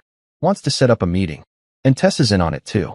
I heard her on the burner phone, telling him to push for more details. They're throwing a party tonight to impress some big shots. A party? Of course they were. I could see it clear as day. Tessa in that red dress I'd bought her for our second anniversary. The one that hugged her curves just right. Julian strutting around like he owned the place. The Blue Mirage Villa. That's what Micah had called it when he dug up the rental records. A sprawling place with a pool and a view. Perfect for showing off. They're moving fast, I said, swirling the coffee in my mug. Harper snorted. Greed doesn't wait, Garrett. We've got eyes on them. Me and Micah are going in tonight. I'm posing as Brooke, a VC rep, and he's my associate. Live feed set up. You ready to watch? I stood up, pacing to the window. Yeah, send me the link. I want to see every second of this. By the time night rolled around, I'd moved to the living room, laptop open on the coffee table, a beer in my hand instead of whiskey. I needed a clear head. The feed popped up, grainy at first, then sharp as Harper's hidden camera adjusted. There they were, Julian in a white linen shirt, Tessa in that damn red dress, mingling with a crowd of tanned, wealthy-looking types. The villa was all white walls and glass, the pool glowing blue under string lights. Music thumped faintly through the speakers, and I could hear laughter, clinking glasses, the buzz of a party in full swing. Harper's voice came through, smooth and professional, as she introduced herself to Julian. Brooke Carter, Venture Capital. Heard you've got something big in the works. He grinned, all teeth, and shook her hand. Oh, we do. Private capital deal, game changer. Stick around, you'll see. I watched Tessa glide through the room, her smile dazzling as she worked the guests. She'd always been good at this, making people feel special, drawing them in. It's how she got me back at that gala 3 years ago. Now she was using it on these strangers, these would-be investors who had no idea they were being sold a lie. Julian clapped a hand on her shoulder, pulling her into a conversation with a gray-haired guy in a suit. We've got the funds locked down, Julian bragged, loud enough for the mic to catch. Just waiting on the right partner to take it to the next level. Tessa nodded, her eyes bright. It's a sure thing, she added, her voice so confident it almost hurt to hear. Harper played her part perfectly, circling them like a shark. Sounds promising, she said, sipping a drink. What's the timeline? I'd love to see the proof of funds, standard diligence, you know. Julian waved a hand, casual as anything. Oh, we've got it covered. Tessa, why don't you show them? My heart kicked up a notch as Tessa smiled and excused herself, disappearing off-screen for a moment. I leaned closer to the laptop, the beer forgotten in my hand. This was it, the moment they'd open the bag, the moment their little fantasy would start to crack. The camera shifted as Harper adjusted her position, following Tessa back into the frame. She was carrying the duffel bag, the same one I'd handed her 2 nights ago, her fingers wrapped around the strap like it was her ticket to freedom. Here we go, Micah muttered through the feed, his voice low. He was off to the side, pretending to check his phone, but I knew he was watching just as closely as I was. Tessa set the bag on a table, surrounded by a small knot of guests, Julian, Harper, the gray-haired guy, a couple others. This is it, she said, her tone almost giddy. 10 million. Ready to roll. She unzipped the bag with a flourish, pulling out the top layer of fake financial docs we'd stuffed in there. Julian peered over her shoulder, nodding like he knew what he was looking at. See? Solid as a rock, he said, handing a page to the gray-haired guy. But then Tessa reached deeper, her brow furrowing as she pulled out a training binder, one of those old Lane and Harwick manuals we'd used for new hires. What's this? She muttered, flipping it open. The room went quiet, the chatter dying down as she dug further, pulling out more binders, a stack of fake check stubs, and then, there it was, a note taped to the bottom of the bag. My note. I'd written it months ago, back when Micah and I set this up, half as a joke, half as a warning. Tessa unfolded it, her face paling as she read the words aloud, her voice shaking. You always said you wanted to start over. Now you can, with nothing. Gee. Julian snatched it from her, his grin fading fast. What the hell is this? He snapped, rifling through the bag himself. The GPS chip was in there somewhere, still blinking away, but they didn't know that, not yet. The guests started murmuring, shifting uncomfortably. Is this a joke? The gray-haired guy asked, his tone sharp. Harper stepped in, her voice cool. Looks like a misunderstanding. Maybe we should clarify the numbers. But Tessa wasn't listening, she was staring at the note, her hands trembling. Julian cursed under his breath, tossing the binders back into the bag. This isn't what he started, but the damage was done. The crowd was pulling back, whispers spreading like wildfire. I sat there, frozen, watching it all unfold. She'd opened the bag so proudly, so sure she'd won, and now she was standing in the wreckage of her own lie. I didn't feel triumph, not yet, just a cold, hollow satisfaction. This was her doing, her choice, and I'd let her walk right into it. Micah's voice crackled through the feed again. You seeing this, Garrett? They're imploding. I nodded, even though he couldn't see me. Yeah, keep the camera on them. I want every second. Tessa looked up, her eyes darting around the room like she was searching for an escape. Julian was arguing with someone now, his voice rising, but it didn't matter. The illusion was shattered. They'd pitched their scam to the wrong crowd, and I'd made sure they'd have nothing to show for it. I leaned back on the couch, letting out a long breath. The Blue Mirage Villa was living up to its name, a beautiful lie, crumbling under the weight of the truth. And I was just getting started. I watched the live feed from the Blue Mirage Villa until the screen went black, Harper's voice cutting through one last time. We're out. Signals given. It's done. I closed the laptop, the silence in my living room swallowing me whole. The beer was warm in my hand, untouched since Tessa opened that bag and read my note. Her face, pale, stunned, unraveling, kept replaying in my mind. Julian's too, his cocky grin twisting into panic as the guests turned on them. It should have felt good, seeing them fall apart like that. But it didn't. Not really. It just felt final. Like the last thread of whatever we did snapped right there in Morocco, thousands of miles away from me. The plan had worked better than I'd hoped.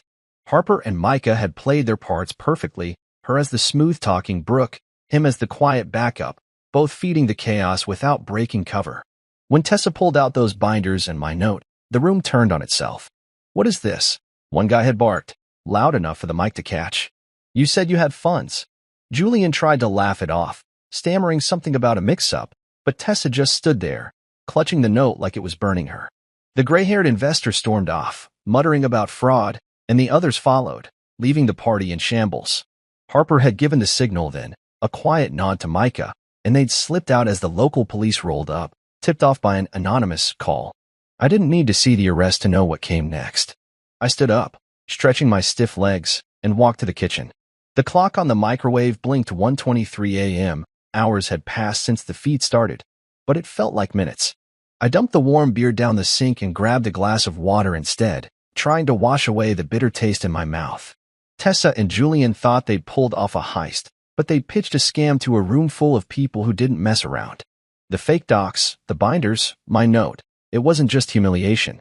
It was evidence, enough to get the cops involved.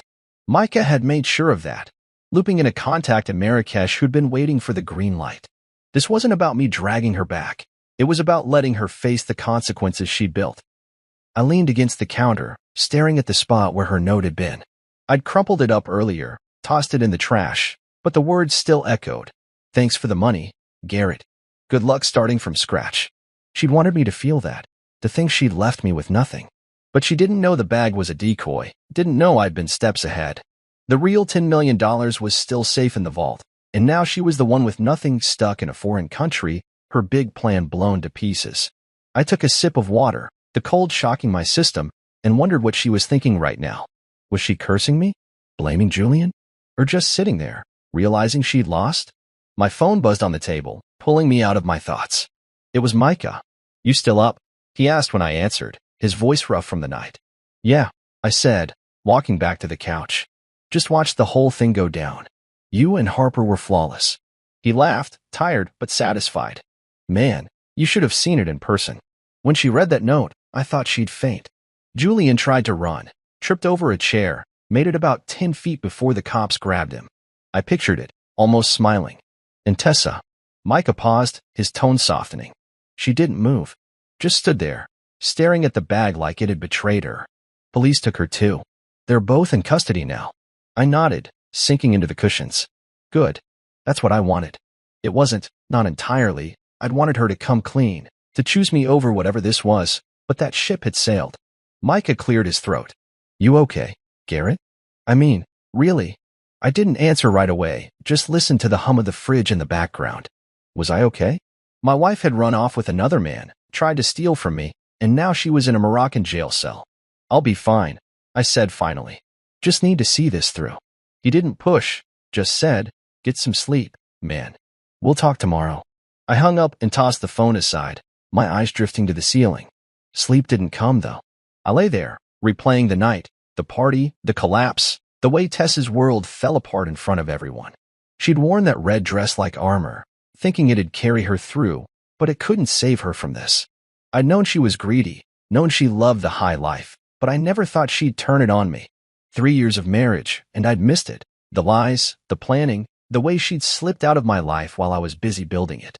The note in the bag wasn't just a taunt, it was closure. "Now you can, with nothing." I'd written it half angry, half hoping I'd never need it. Now it was her reality.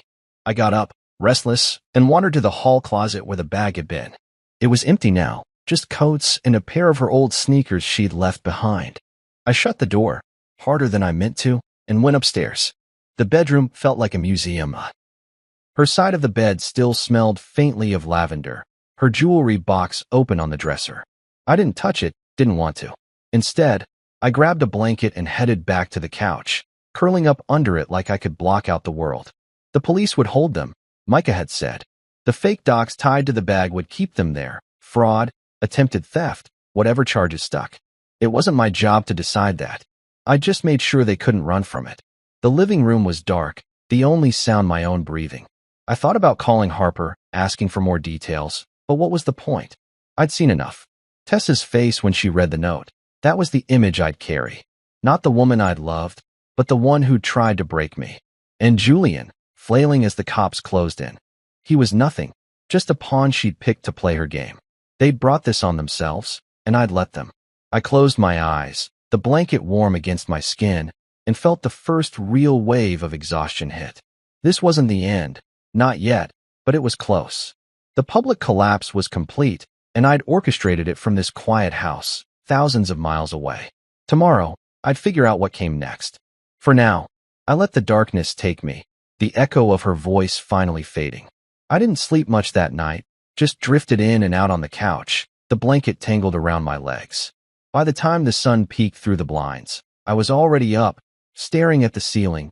Tessa's face from the live feed burned into my brain.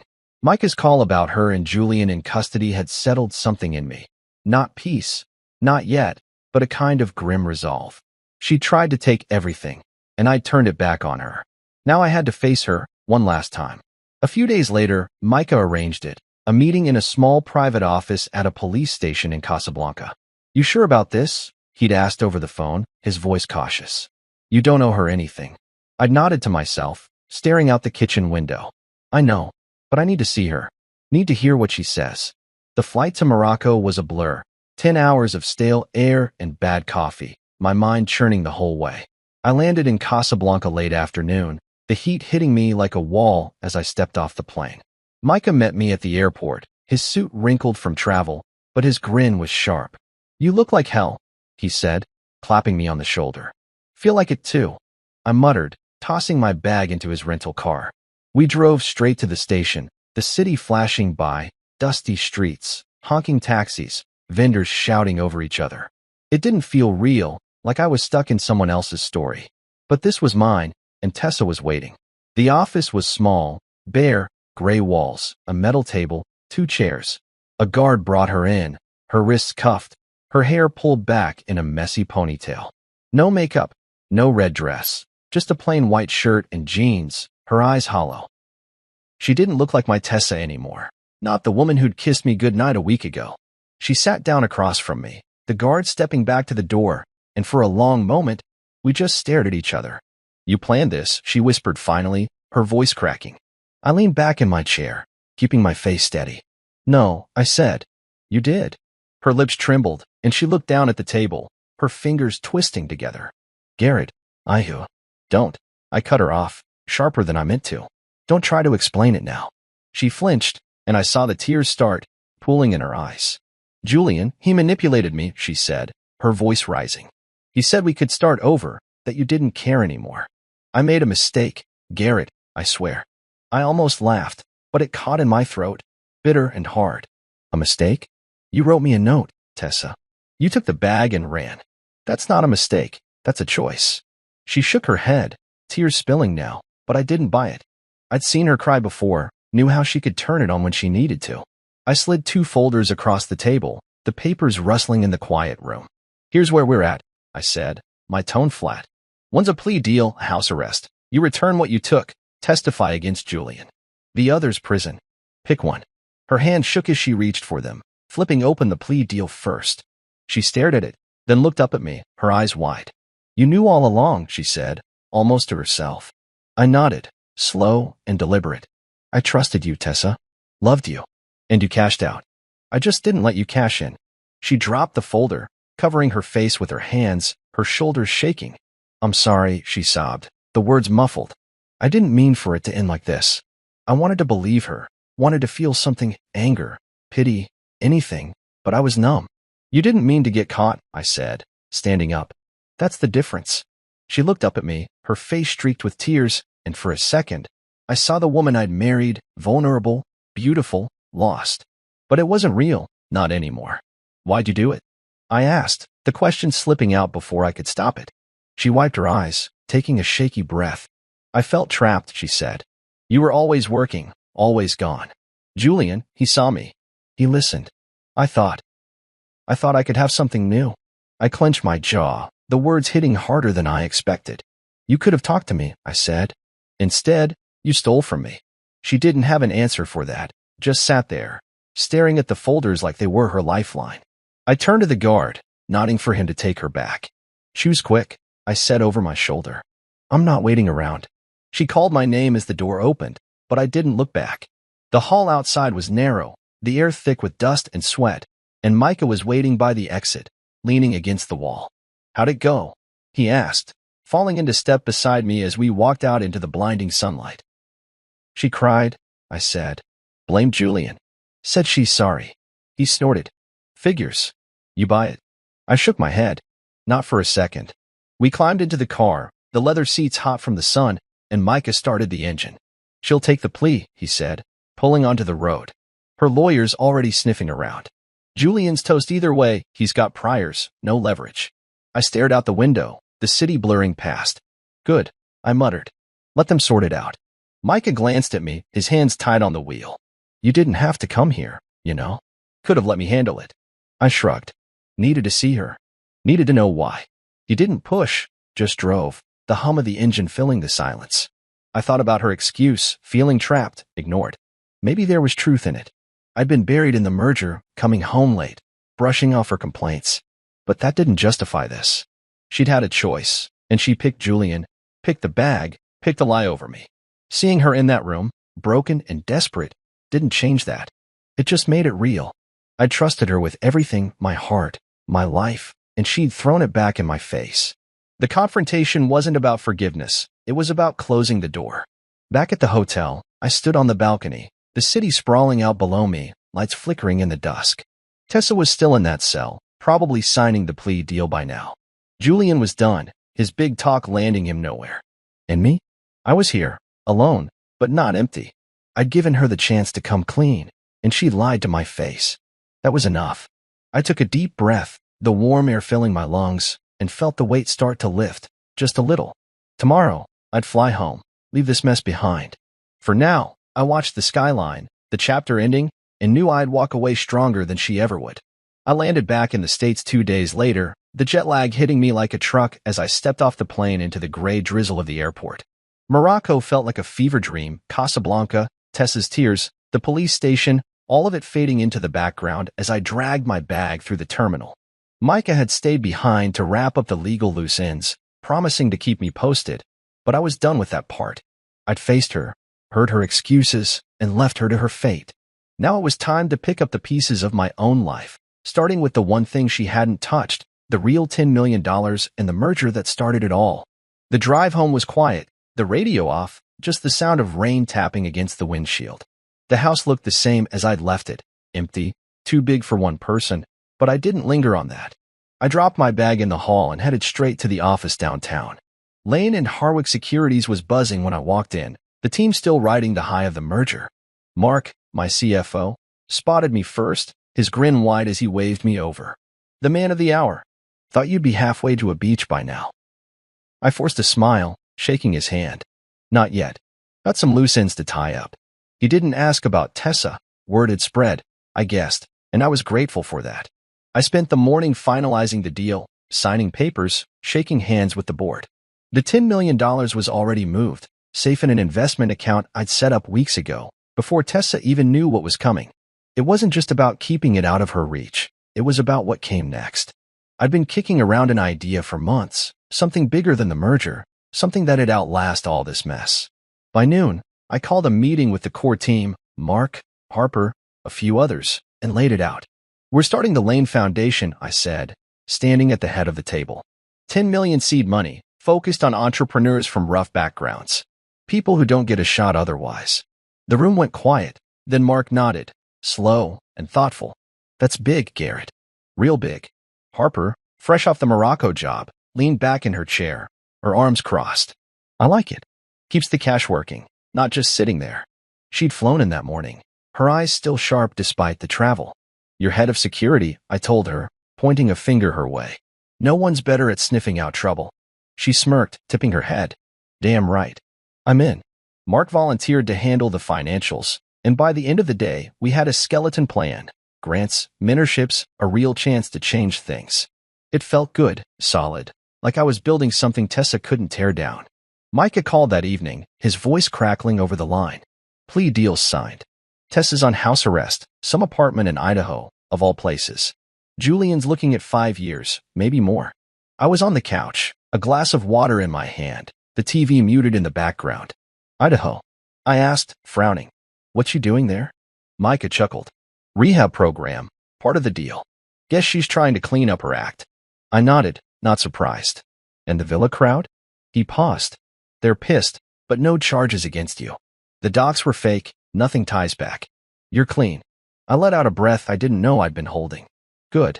Thanks, Micah. You're on the board for the foundation, by the way. He laughed, loud and real. Twist my arm. Why don't you? The next few weeks were a blur, meetings, press releases, the slow grind of getting the Lane Foundation off the ground. The team rebuilt the brand around it, spinning the merger into a story of growth and giving back. I threw myself into it, staying late at the office, avoiding the house as much as I could. It wasn't just about work. It was about finding my footing again. Tessa's betrayal had shaken me, left me questioning everything. But this was mine. No lies, no games, just something real. Harper's team locked down security, Micah handled the legal side, and I kept pushing forward, one step at a time. One night, I stayed late at the office, the city lights sparkling through the window. The place was empty, just me and a stack of grant applications, kids from tough neighborhoods with big ideas. I read through them, scribbling notes, feeling a spark I hadn't in months. This was why I'd fought so hard, not just to beat Tessa, but to get here. I didn't hate her, not anymore. She'd exposed herself, shown me who she really was, and I'd used it to build something better. The mirror I'd held up to her wasn't revenge, it was clarity, for both of us. I leaned back in my chair, stretching my arms, and caught my reflection in the glass. I looked tired, older, but steady. That was enough. The house still felt strange when I got home, too quiet, too full of her ghost. I'd boxed up her stuff, shoved it in the garage, but I hadn't touched the big things yet, the bed, the dresser, the life we'd shared. I didn't need to rush it. For now, I lived in the present, not the past. The foundation was my focus, my peace. I cooked dinner, nothing fancy, just pasta and sauce, and ate on the couch, the TV on low. The news ticker mentioned the merger, a quick blurb about the new initiative. Lane and Harwick launches foundation to support underserved entrepreneurs. I smiled, small but real. Tessa hadn't taken this from me. She'd pushed me to it. I thought about her in Idaho, locked in some apartment, staring at walls instead of villa views. Did she regret it? Did she see the hole she'd dug? I didn't know, didn't need to. She was out of my story now, a chapter closed. The legacy fund was my future, hers was whatever she made of it. I finished my pasta, set the plate in the sink, and grabbed a beer from the fridge. The cold bottle felt good in my hand, grounding me. I stepped onto the back porch, the night air cool against my skin, and looked up at the stars. They were faint, dulled by the city lights, but they were there. Like me, still standing, still shining, even after everything. The phone stayed quiet that night, no calls, no updates. Just me and the hum of the house, the rhythm of a life I was rebuilding. I didn't chase the what-ifs anymore, didn't wonder about her and Julian. They'd lost, and I'd won, not by tearing them down, but by rising above it. The Lane Foundation was proof of that, a legacy bigger than her betrayal. I took a sip of the beer, the bitterness fading into something smoother, and let the night settle around me. This was my peace, hard-earned and mine alone. I was at the office late again, the glow of my desk lamp cutting through the dark as I sifted through another stack of grant applications for the Lane Foundation. It had been months since Morocco, since Tessa's collapse and the launch of this new chapter, and I'd settled into a rhythm, work, home, repeat. The house didn't feel so empty anymore. I'd started filling it with new things, a chair here, a painting there, like I was claiming it back. That night, though, something broke the routine. I got home around 9, the air crisp with fall, and found a letter in the mailbox, no return address, just my name in her handwriting. Tessa's. My stomach tightened as I carried it inside, dropping my keys on the counter. I stood there for a minute, staring at it, before tearing it open. Inside was a single page, her words slanted and messy, like she'd written it in a rush. Garrett, it started, I don't expect you to read this, but I hope you do. I'm in Idaho, at a rehab program. House arrest ends next month. You were right, I hit rock bottom. Julian's gone, locked up, and I'm here, figuring out who I am without him, without you. Thanks for not saving me. It made me try. There was no signature, just a small silver ring tucked into the envelope, the one I'd given her on our first anniversary, simple and plain, engraved with our initials. I held it between my fingers, the metal cool against my skin, and sat down hard on the couch. The TV was off, the house silent, and all I could hear was my own breathing.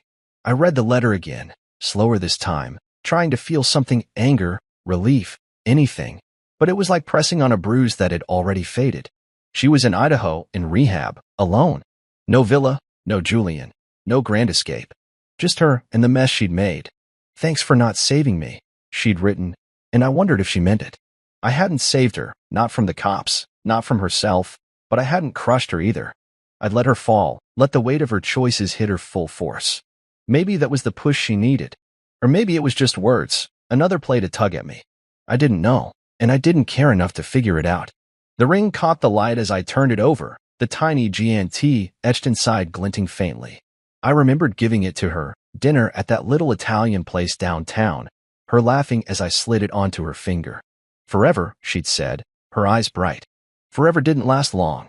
I stood up, walking to the safe in my office, a small vault I'd installed after the merger, and opened it.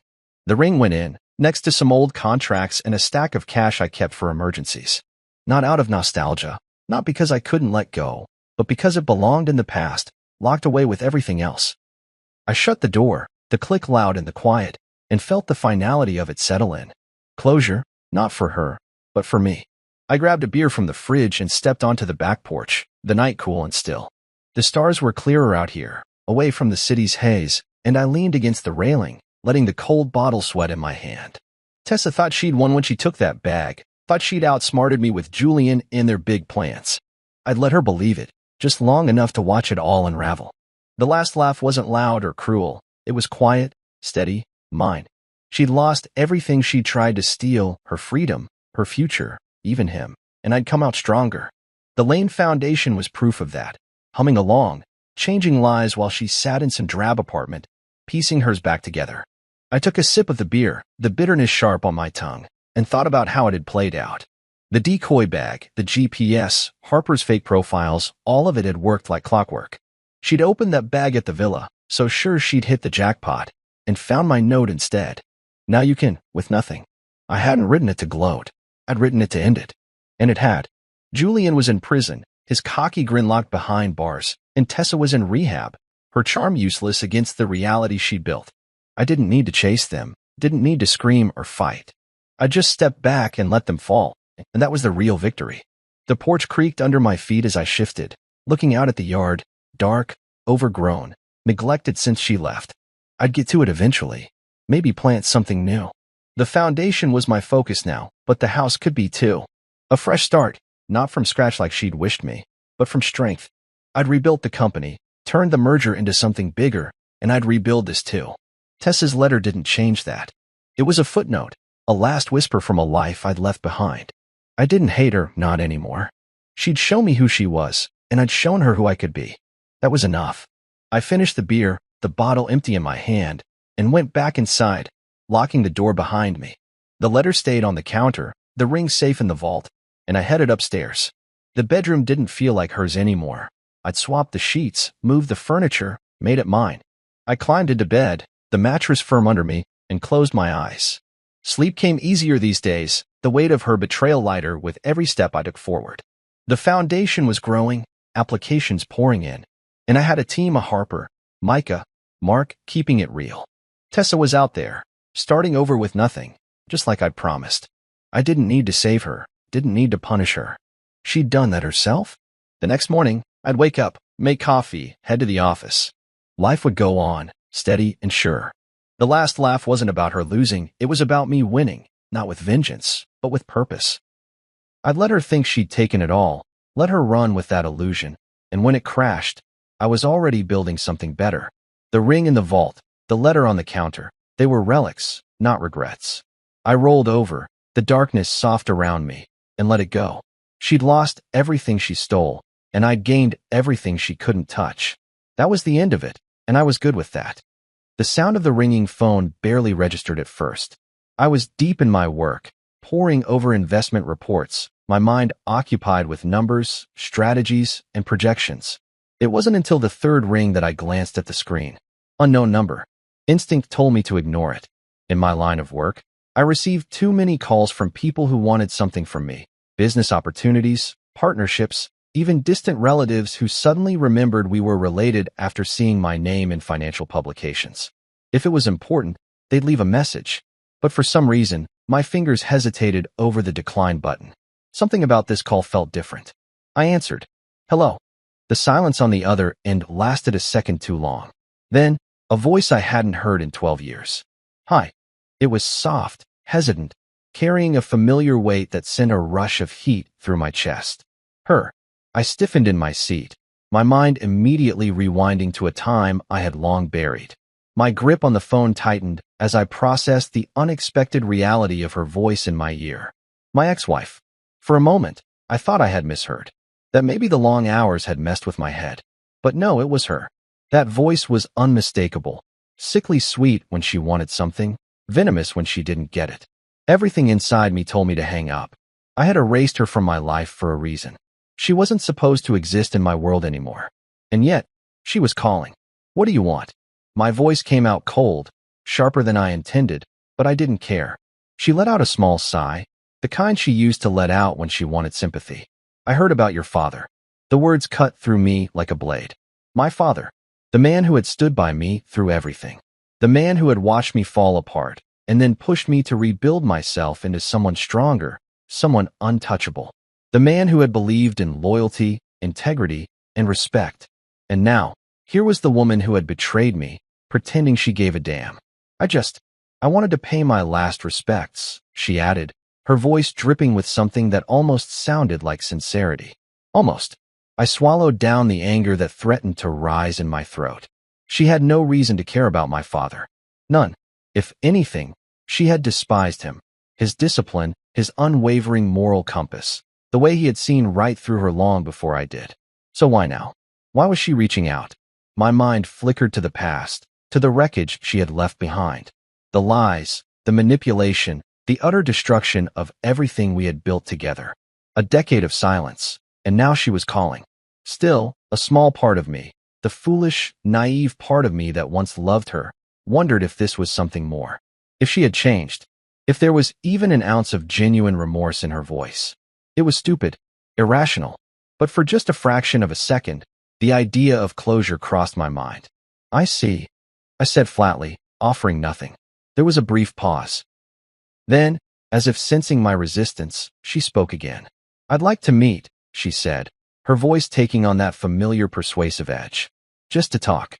I should have said no. I should have told her to go to hell and blocked her number. But instead, against my better judgment, I found myself saying, "Where?" I could almost hear the victorious smile in her voice when she responded with a time and place. A high-end restaurant downtown, conveniently close to my office. She had planned this. And still, I agreed.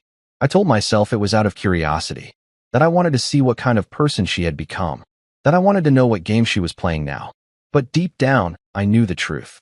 This wasn't about closure. This wasn't about catching up. I was walking straight into her trap, and I had no idea what awaited me on the other side.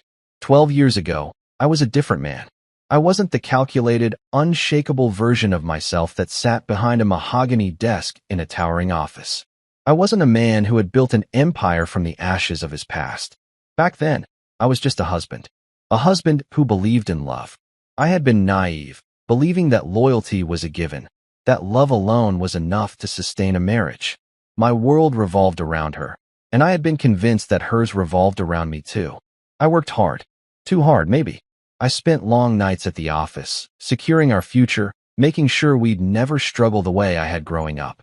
I thought she understood. I thought she appreciated it. Until the truth slapped me in the face. I still remember the night everything fell apart. I had come home early, something I rarely did. I wanted to surprise her, maybe take her out to dinner, remind her that I hadn't forgotten what really mattered. But when I walked through the door, the apartment felt different. Something was off. The lights were dimmed, but not in the romantic way I had imagined. There was an eerie stillness, the kind that only comes when someone isn't expecting to be caught. I took a step inside, and that's when I saw it. Her coat was on the floor, tangled with someone else's. I froze, my breath caught in my throat, my mind struggling to process the scene in front of me. I took another step forward, my heart hammering so loud I could hear it in my ears. And then I heard them. The laughter. A man's voice, low, amused, comfortable in my home. And hers, soft, flirtatious, completely unbothered. The bedroom door was slightly ajar, and from where I stood, I saw just enough to make my stomach churn. Her hands, pressed against a stranger's chest, his fingers in her hair, the way she smiled at him, the same way she used to smile at me. For a moment, I couldn't breathe. It was as if all the air had been sucked out of the room. I wanted to storm in, to grab him, to demand an explanation. But deep down, I already knew there was no explanation that would make this okay. Instead, I took a step back, then another. And before I knew it, I was outside, walking away from the life I had built with her. I didn't make a scene. I didn't yell. I didn't cry. I just left. Because in that moment, something inside me had snapped. I spent the next few hours driving aimlessly, my hands gripping the wheel so tightly my knuckles turned white. My mind raced through every memory, every moment I had convinced myself we were happy. Had it all been a lie? Had she ever truly loved me? By the time I finally parked outside my father's house, my hands were shaking. I remember sitting there in silence, staring at the steering wheel, trying to process what had just happened. And then my phone buzzed. A text. From her. Not even an apology. Just 3 words. We need to talk. I didn't respond. I couldn't. Instead, I walked into my father's house, my chest tight, my head spinning. He was waiting for me in the living room, his face calm but knowing. He had always had a way of reading me, of sensing when something was wrong. I didn't even have to say anything. He just gestured to the couch, pouring me a drink before sitting across from me. Tell me, he said simply. And so I did. I told him everything. Every painful detail, every betrayal, every question I didn't have answers to. He listened. He didn't interrupt, didn't rush me. And when I was done, he leaned forward, his expression unreadable. You have 2 choices, he said. You can let this break you, or you can make sure it never happens again. His words hit me like a hammer. I had spent my entire life believing in love, in trust, in forever. But in one night, all of that had been stripped away. I had been a stepping stone, a placeholder, a safety net until she found someone better. That was the moment I decided, never again. I didn't respond to her texts. I didn't go back to our apartment. The next day, I filed for divorce. She didn't fight it. She barely reacted at all. I was just a chapter she was ready to close. And so, I closed it for her. I moved out of the city. I cut off contact with mutual friends. I buried myself in work, in ambition, in the relentless pursuit of never being replaceable again. For 12 years, I erased her from my life. I built a new one, brick by brick, with no room for weaknesses. And then, out of nowhere, she called. After 12 years of silence, she had the audacity to reach out, acting as if she still had a place in my world. Hearing her voice had opened a door I thought I had locked forever. But this time, I wasn't the same man she had walked away from. I had power now, and she was about to realize just how much the world had changed. 12 years. That's how long it had been since I walked away from her. From that life. From the person I used to be. 12 years since I had stood in front of my father, shattered and lost, listening to the only piece of advice that would ever matter. You can let this break you, or you can make sure it never happens again. I chose the latter. I started from nothing. No safety net, no backup plan, just raw determination and a fire that burned hotter with every reminder of what she had done to me. I buried myself in work. At first, it was just a distraction, something to keep my mind from dwelling on the past. But soon, it became more than that. It became an obsession. I refused to be ordinary. I refused to be the kind of man women used and discarded when they got bored. I would make myself untouchable, unshakable, indispensable. And so, I built an empire. At first, I took every job I could find in finance. I worked 12-hour shifts at a small brokerage firm, absorbing knowledge like a sponge. I studied markets, trends, risks. I learned the language of money, how it moved, how it whispered secrets only the smart ones could hear.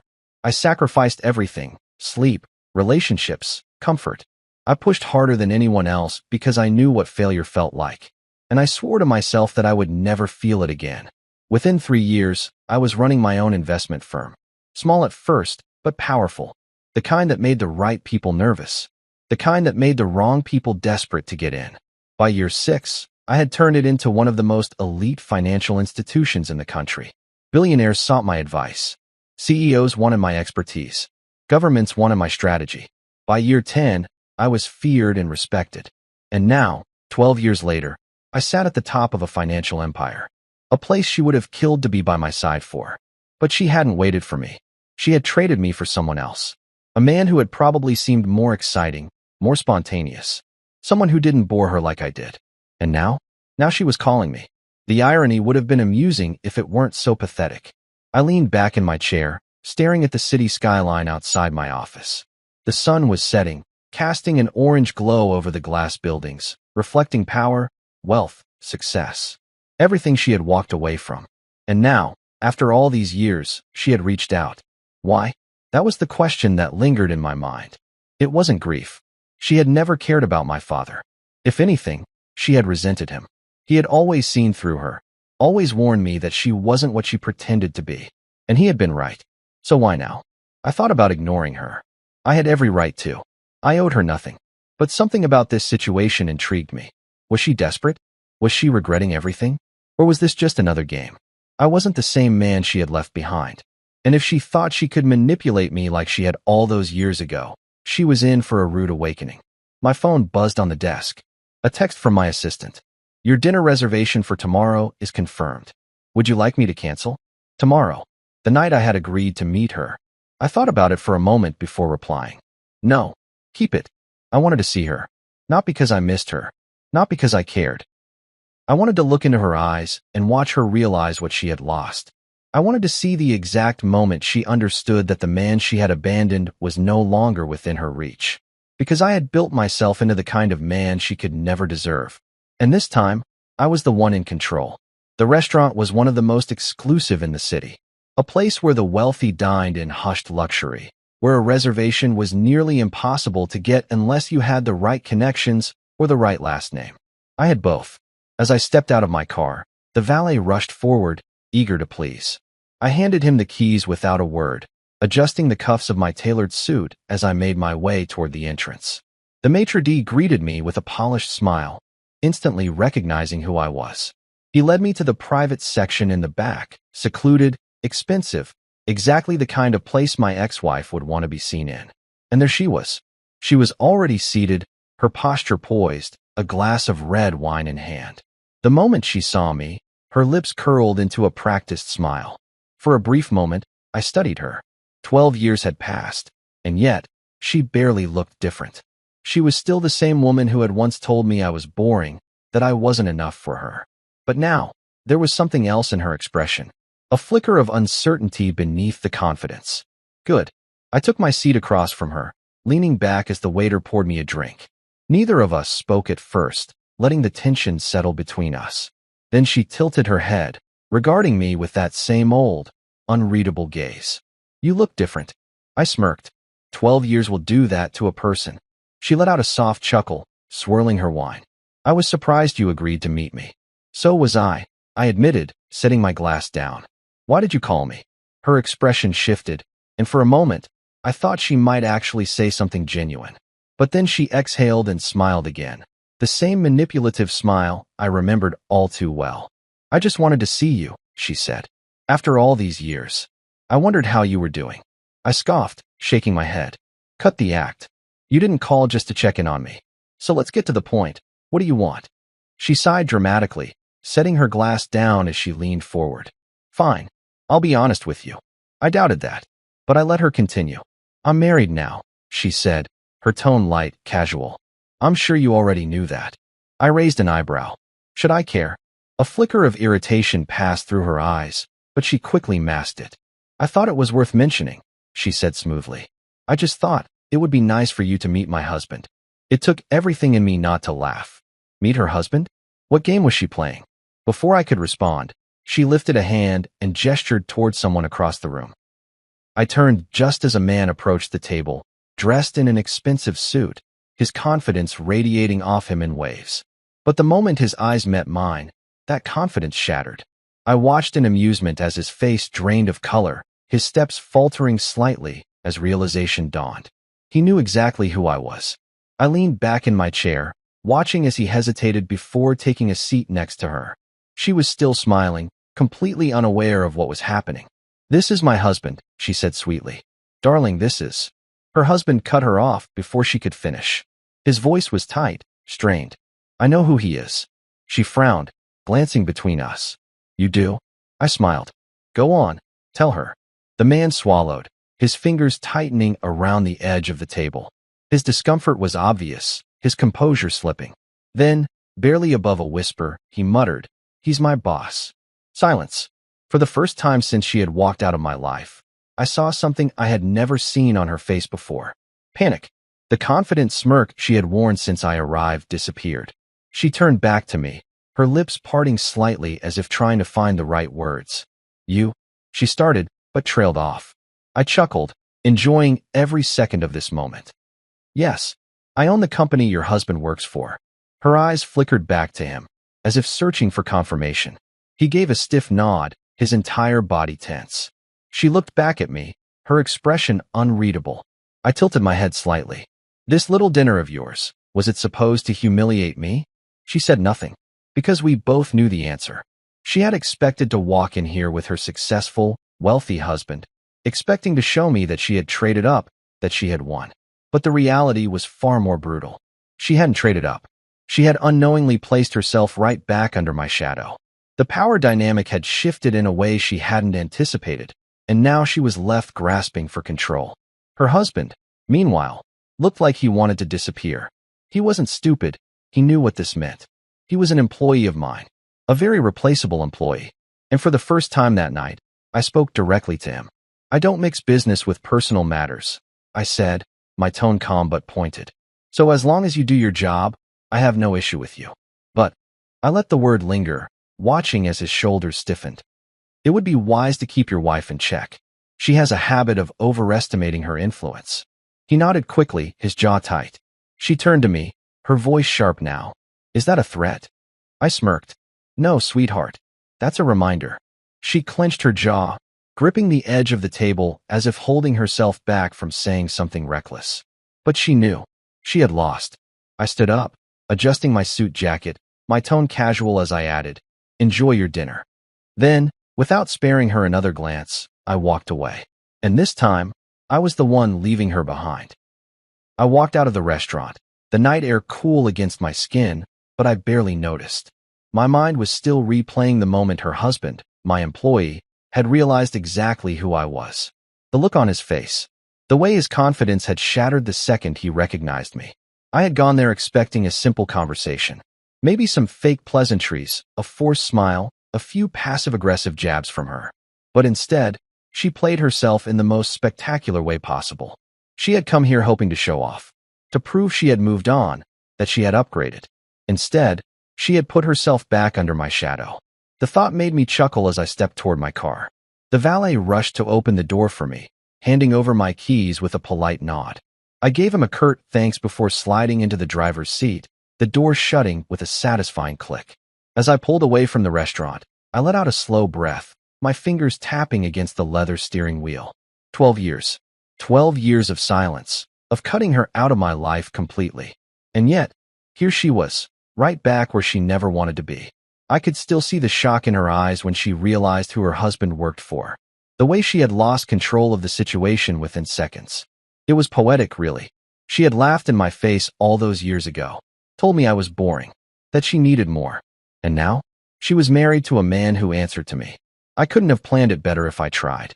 I turned onto the highway, my thoughts still lingering on her reaction. The way her lips had parted slightly, as if she was struggling to form words. The way her husband had looked at her, not with admiration, but with something close to resentment. That was the thing about power. When you have it, you don't need to flaunt it. People just know. I had spent the past 12 years becoming the kind of man who didn't need validation. I had built something for myself, something real, something that didn't rely on the approval of people like her. And she had spent the past 12 years, what? Chasing after another man she thought was better? Trying to prove to herself that leaving me was the right choice? I already knew what would happen next. She'd try to act like none of this mattered. She'd tell herself that she didn't care, that she was happy. But that look in her eyes, that wasn't the look of a woman who had won. That was the look of a woman who realized she had lost everything. I smirked, pressing my foot down on the accelerator as the city lights blurred past me. I had no intention of thinking about her after tonight. She was irrelevant now. But somehow, deep down, I had a feeling this wasn't over. Not yet. The next morning, I arrived at my office earlier than usual. The city was still waking up, the streets buzzing with early commuters, the scent of fresh coffee lingering in the air. As I stepped into the elevator, my phone vibrated in my pocket. I pulled it out, glancing at the screen. A message from my assistant. Your presence has been requested in the conference room. Urgent matter. I frowned. Urgent? I didn't like surprises. The elevator doors opened, and I made my way to the conference room, my mind already running through possible scenarios. A lawsuit? A business deal gone wrong? But as soon as I stepped inside, I realized this was something entirely different. Seated at the far end of the table was him. Her husband. My employee. He looked nervous, his fingers gripping the armrests of his chair as if he was trying to steady himself. Across from him sat my company's HR director, her expression carefully neutral. I took my seat at the head of the table, glancing between them. What's this about? The HR director cleared her throat. Your employee has requested a transfer to a different department. I raised an eyebrow, my gaze shifting to him. Is that so? He swallowed hard, nodding. Yes, sir. I just think it would be best. Best for who? I leaned back in my chair, studying him. He couldn't even meet my gaze. Weak. Why the sudden request? I asked, though I already knew the answer. He hesitated. It's just a personal decision. Personal. Right. This had nothing to do with work. This had everything to do with her. She had gone home last night, humiliated. And now? She was trying to clean up her mess. I let the silence stretch between us, watching as the discomfort on his face deepened. Then, finally, I spoke. I don't approve the transfer. His head snapped up, eyes wide. What? I folded my hands on the table. You work where you were hired to work. If you have issues at home, that's not my problem. He looked like he wanted to argue, but he knew better. He was stuck. And his wife? She had nowhere to run. I could only imagine how that conversation went between them. The moment they got home, she must have been furious. Yelling, demanding, blaming. But he couldn't do anything about it. Because I was the one in control now. Meeting's over, I said, standing up. Get back to work. He hesitated for a second longer, then finally nodded, his jaw clenched tight as he rose from his seat and walked out. As soon as the door shut behind him, the HR director exhaled. That was interesting. I smirked. It was expected. She studied me for a moment, then shook her head with a small laugh. You knew this would happen, didn't you? I didn't respond. Because I didn't have to. That evening, I sat in my office, watching the city lights flicker outside the window. I should have felt satisfied. But there was something else. Something unfinished. And then, as if the universe was reading my mind, my phone buzzed. I glanced at the screen. Unknown number. Again, I didn't need to answer to know who it was. Her. I smirked, letting the phone ring. Then, just as it was about to go to voicemail, I picked up. I said nothing. I just waited. And after a beat of silence, her voice came through the line. Soft. Uncertain. We need to talk. I let the words hang in the air, savoring them. Then, after a long pause, I chuckled. Do we? And just like that, the game continued. I let her words hang in the air. We need to talk. She sounded different now, less confident, less in control. The tone was almost hesitant, as if she wasn't sure how this conversation would go. 12 years ago, she would have never hesitated. She was the type who always thought she had the upper hand, who always believed she could manipulate a situation in her favor. But now, she wasn't sure anymore. I leaned back in my chair, staring at the city skyline through the floor-to-ceiling windows of my office. The phone was still pressed against my ear, the silence between us stretching longer with each passing second. Finally, I spoke. About what? A soft inhale. Then, can we meet? In private. I smirked, though she couldn't see it. I thought last night was your grand reunion plan. Didn't go as expected? She didn't take the bait. Please. That single word caught my attention. She never used to say please. She was always demanding, always expecting things to go her way. But now, there was a crack in her voice. Something had changed. Something was wrong. And that intrigued me. Where? I asked. She exhaled, almost as if she hadn't expected me to agree. There's a cafe on West 45th. Quiet, private. I considered it. I didn't know her anything. In fact, I should have hung up on her the moment I saw the unknown number on my screen. But something told me this wasn't about us. This wasn't about nostalgia, or regret, or even whatever game she thought she was playing. She needed something, and I wanted to know what. Fine, I said. Tomorrow. Noon. Before she could say anything else, I hung up. I wasn't going to give her the satisfaction of feeling like she had control over this conversation.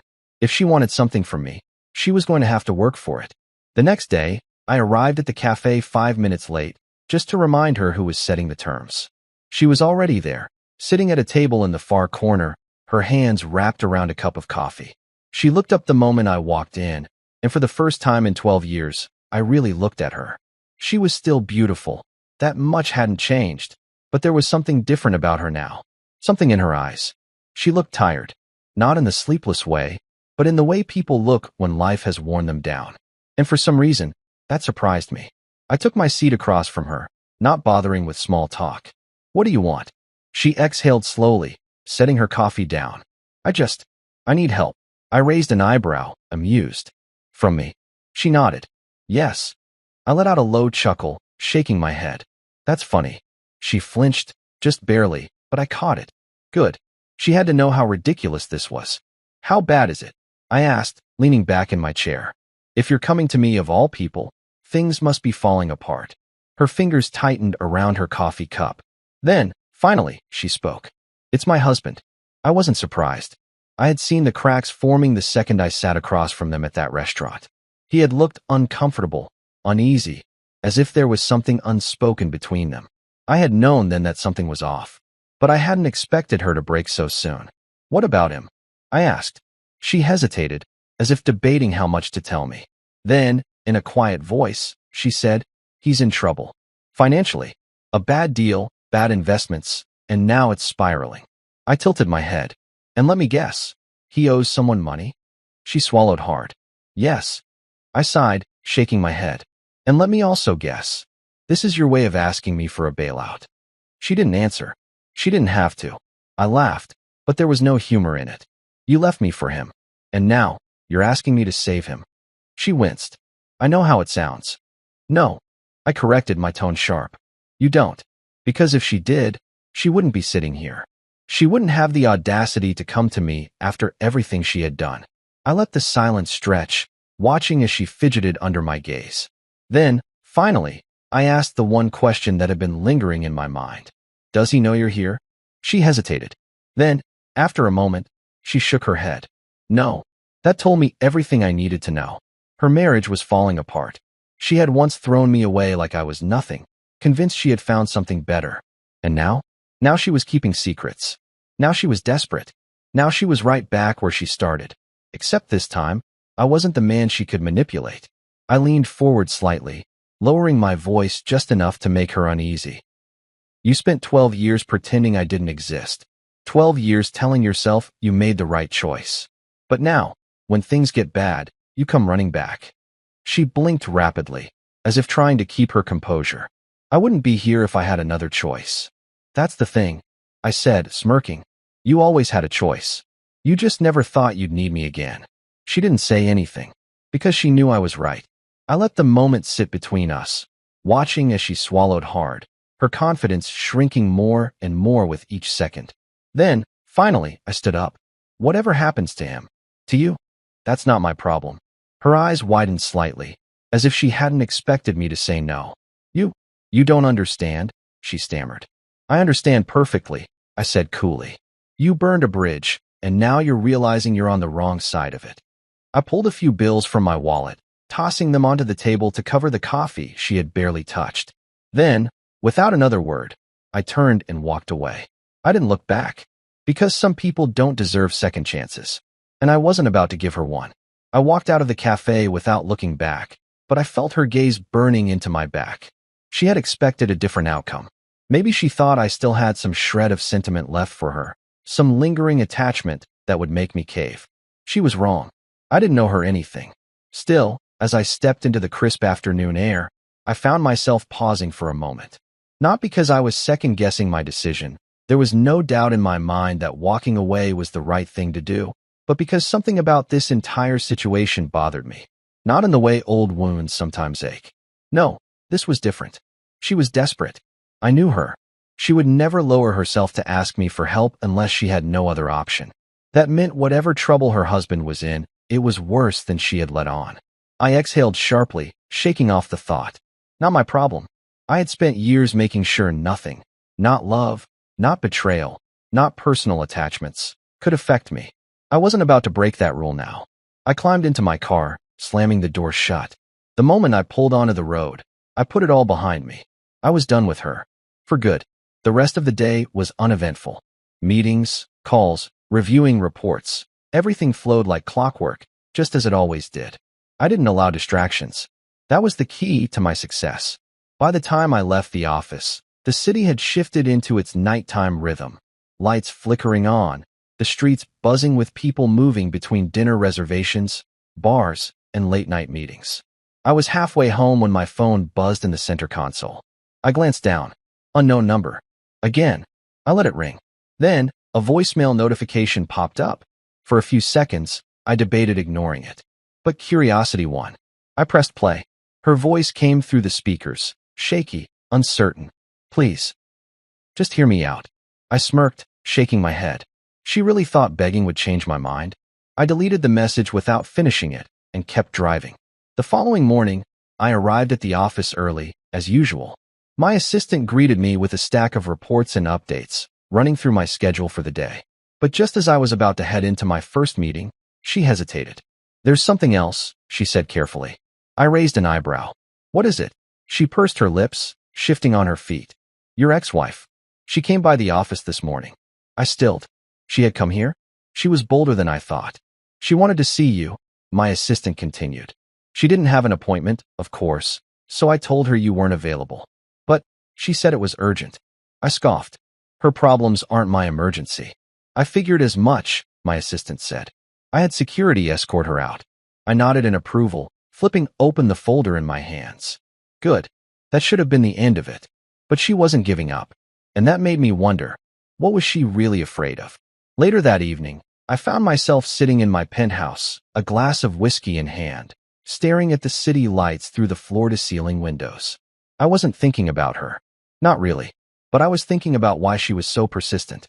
She had always been manipulative, always had a way of bending situations to her advantage. But this time, she had no leverage. That meant whatever was happening was bad enough that she had no choice but to come to me. I exhaled slowly, taking a sip of my drink. Maybe I should have been curious. Maybe I should have asked more questions. But the truth was, I didn't care. She had made her choice 12 years ago. And now, she had to live with it. I leaned back, smirking to myself as I checked my phone. Another missed call from an unknown number. Another voicemail I had no intention of listening to. I had already made my decision. She was on her own, and nothing could change that. The next day, she tried one last time. I had just wrapped up a meeting when my assistant's voice came through the intercom. There's a woman here insisting on seeing you, she said, sounding exasperated. Again, I didn't need to ask who it was. I sighed, pinching the bridge of my nose. Send her away. I already tried, my assistant said. She's refusing to leave. I clenched my jaw. Fine. If she wanted my attention so badly, she'd get it. But it wasn't going to go the way she expected. I stepped out of my office, making my way toward the lobby. The moment she saw me, she straightened, her face brightening with relief. But I wasn't here for pleasantries. I stopped a few feet away from her, crossing my arms. This is the last time. Say what you need to say, and then I never want to see you again. She swallowed, shifting uncomfortably under my gaze. I know you don't owe me anything. But please, just listen. I said nothing. She inhaled deeply. He's in serious trouble, she admitted, her voice almost breaking. He owes money to the wrong people. A lot of money. I arched an eyebrow. So what? He made a bad investment, and now you want me to fix it? She shook her head quickly. It's not just an investment. He took money from people he shouldn't have. Dangerous people. That got my attention. I studied her carefully. Let me guess. He thought he was smarter than them. Thought he could flip a quick profit and walk away. She flinched. I had hit the mark. I let out a cold laugh. And now, You're here because you think I'll clean up his mess? She didn't answer, because we both knew that was exactly what she wanted. I took a step closer, lowering my voice. Let me be very clear. I don't save men like him. Her breath hitched. She had walked into this thinking she could play on my past, thinking she could use whatever was left of our history to convince me. But she didn't realize there was nothing left. You made your choice, I continued. You chose him. So now, you get to deal with the consequences. A tear slipped down her cheek, but I felt nothing. She had broken me once. She had laughed in my face, told me I wasn't enough. And now, she was watching the same man she betrayed become the only person who could save her. And I wouldn't. You're on your own, I said firmly. Then, without another word, I turned and walked away. For the final time, I walked away without hesitation, without a backward glance, without a second thought. 12 years ago, I had been a man who would have cared. I would have struggled with this decision, weighed the consequences, maybe even found it in my heart to forgive. But that version of me was long gone, and she was about to learn just how different I was. By the time I stepped back into my office, my mind had already dismissed the conversation. I had far more important things to focus on than my ex-wife and her reckless husband. Yet, later that afternoon, something unexpected happened. My assistant knocked lightly on my door before stepping inside, an uncertain expression on her face. There's something you should see. She placed her tablet on my desk and pressed play on a video. At first, all I saw was a blurry, low-quality recording, the kind that people secretly took when they knew something scandalous was happening. And then, I saw her, my ex-wife. She was standing outside my building, speaking to a reporter. And she wasn't just speaking. She was crying. I narrowed my eyes as I turned up the volume. This is the man I loved, she said, her voice cracking. I went to him, begging for help. And he turned me away. He let me suffer. He let my family suffer. I let out a humorless laugh, shaking my head. She was playing the victim. Of course. The video continued. I know I made mistakes, she continued. I know I hurt him. But how can someone be so heartless? This is who he is now. A man who only cares about money. A man who lets people he once loved suffer because he's too proud to show kindness. I exhaled sharply, pausing the video. And this was recorded when? An hour ago, my assistant said. I leaned back in my chair, fingers tapping against the desk. She was trying to manipulate public perception. She had learned nothing. She thought that by twisting the story, by making it look like I was the villain, people would turn against me. Maybe she even thought I'd break under pressure and come running to her rescue. Pathetic. I chuckled to myself before shaking my head. This was a mistake. My assistant frowned slightly. Sir, she shouldn't have done this, I clarified. She thinks she understands how the world works. She doesn't. I stood up, adjusting the cuffs of my shirt. Schedule a press release. She hesitated. Do you want to clarify the situation? I smirked. No, I want to end it. The next morning, headlines were everywhere. Cold-hearted CEO refuses to help dying ex-wife's husband. A billionaire with no heart. Business tycoon turns away desperate ex. She had done exactly what I expected, weaponized sympathy. It was a weak strategy, one that wouldn't last. By noon, I had flipped the narrative. All it took was one phone call. A journalist I had on my payroll leaked the truth. The story went from heartless billionaire to cheating ex-wife tries to manipulate former husband for money. Screenshots of old texts. Proof of her betrayal. Documents showing that her new husband had scammed multiple investors, racking up millions in debt. By the time the dust settled, the public turned on her. Social media tore her apart. She cheated, left him, and now she's crying because he won't save her? Please. The audacity to betray someone and then demand their help years later. She deserves this. She ruined herself. This man doesn't owe her a damn thing. Her plan backfired spectacularly. Instead of sympathy, she got humiliation. Instead of help, she got mockery. I had made one move, and it was checkmate. That night, my phone buzzed. Unknown number. I knew exactly who it was. I let it go to voicemail. 30 seconds later, another call. Then another. Finally, I answered, not because I cared, but because I wanted to hear her break. Her voice was raw, desperate. Please, you have to stop this. I leaned back in my chair, amusement lacing my voice. Stop what? You know what? She snapped. The press, the leaks, you're ruining me. I laughed, genuinely entertained. No, sweetheart. You ruined yourself. A sharp breath. Then, quieter. You have to understand. No, I cut in. I don't. I let the silence stretch between us before speaking again, my tone colder this time. You came after me. You tried to manipulate me. You thought you could control the narrative. But you forgot one thing. She swallowed. What? I always win. She let out a choked sound, part frustration, part realization. Then, the words I had been waiting for. I'm sorry. Too little, too late. No, you're not, I said smoothly. You're just sorry you lost. Silence. For the first time in her life, she had nothing left to say. And that was the moment she finally understood. I wasn't that same man from 12 years ago. I wasn't someone she could play, and I was never going to save her. I hung up, deleted her number, blocked her from ever contacting me again. Then, I poured myself a drink and watched the city skyline, completely unbothered. She was gone. For good this time. And I had won. The next morning, my office was quieter than usual. Not because my team wasn't working. If anything, they were busier than ever handling the fallout. But because the storm had passed. I had expected at least one more attempt from her. A desperate email. Another voicemail filled with regret. Some last-ditch effort to salvage whatever dignity she had left. But she had finally given up. Good. I sipped my coffee, scanning through the morning's headlines. The media had moved on, just as I knew they would. Public sympathy was fickle. It only lasted until the next scandal. And hers? Hers had burned out in record time. The narrative had completely flipped. The world now saw her for what she was. A woman who had thrown away a good man, only to come crawling back when life didn't go her way. Her husband's reputation was even worse. Investors were pulling out of his failing business. Lawsuits were piling up. And from what I had heard through my corporate connections, he was scrambling to stay afloat. There was something poetic about it. She had once laughed at me, told me I was boring, that I wasn't enough. And now, she was watching everything around her collapse, while I thrived. I set my coffee down, exhaling slowly. I should have felt something. Anger, satisfaction, maybe even pity. But I felt nothing. She had made her choices, and I had made mine. That afternoon, I got a text from my mother. It was short, a single sentence that made my chest tighten. Your father's condition has worsened. I left the office immediately.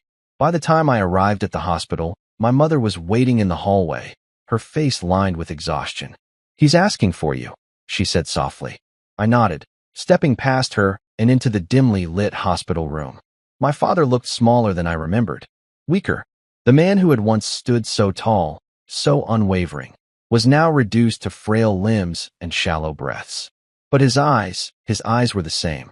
Sharp, observant. He watched me as I sat beside his bed, the machines around him beeping softly. After a long silence, he spoke. She came back, didn't she? I let out a small, humorless chuckle. You always knew how to read a situation, didn't you? He smiled weakly. She was always going to come back. People like her, they don't know how to stay away from what they lost. I nodded, my fingers lacing together as I stared at the floor. I didn't help her. I know. I looked at him then, searching for disappointment. A lecture about how forgiveness was a virtue, about how I should have been the bigger person. But all I saw was pride.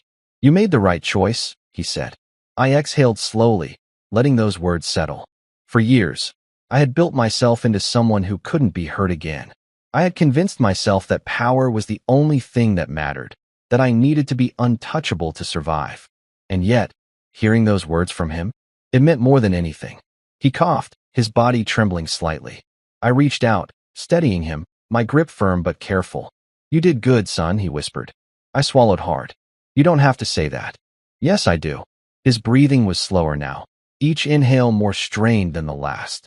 Because I need you to know that I was never worried about your success. He paused, as if gathering strength. I was only ever worried about your heart. I felt something tighten in my chest. Not sadness, not grief, just the realization that this was our goodbye. I had spent so much of my life proving myself. To him, to the world, to the ghosts of my past. But in the end, all he cared about was whether I had truly lived. He squeezed my hand weakly. Don't let bitterness define you. I swallowed hard. I won't. A tired smile crossed his lips. Good. And then, with a final breath, he closed his eyes. And he was gone. The funeral was quiet. Private. Exactly the way he would have wanted it. Close family. A few old friends. People who had truly known him. I barely paid attention to the speeches, the condolences.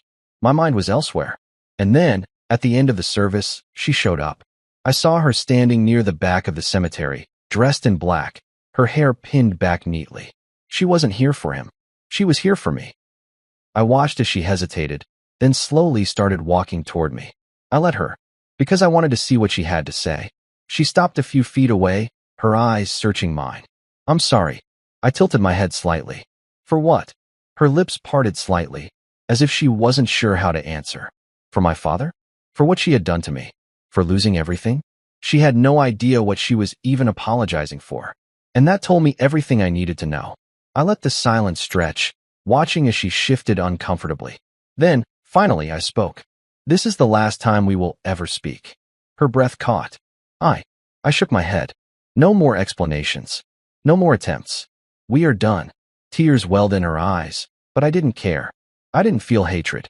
I didn't feel sadness. I just felt nothing. Because this was freedom. I turned without another word, walking away, leaving her standing there in the cold. And I never looked back. I walked away from her for the final time. The moment I turned my back, I felt it, a weight lifting off my shoulders. It wasn't relief, exactly. It was clarity. For 12 years, she had been nothing but a ghost in my past, a whisper of betrayal that had once defined the man I became. But now she was nothing. No longer a wound. No longer an unfinished chapter. Just a lesson learned and left behind. By the time I reached my car, the funeral had started to clear out. A few old family friends offered me tight smiles, gentle pats on the shoulder, murmured condolences. I accepted them with a nod, but my mind was elsewhere. I climbed into the driver's seat, resting my hands on the wheel, staring at my reflection in the rearview mirror. You did good, son. My father's last words echoed in my mind. I had spent so many years chasing something. Power, success, revenge, closure, but in the end, all he had cared about was whether I had truly lived. I exhaled slowly, shaking off the thoughts. Then my phone buzzed. I glanced at the screen. Another unknown number. For a moment, I debated letting it ring, but something told me to pick up. I pressed the button, bringing the phone to my ear. What? A deep sigh came through the line. Then, a voice I recognized immediately. Her husband. I smirked, leaning back in my seat.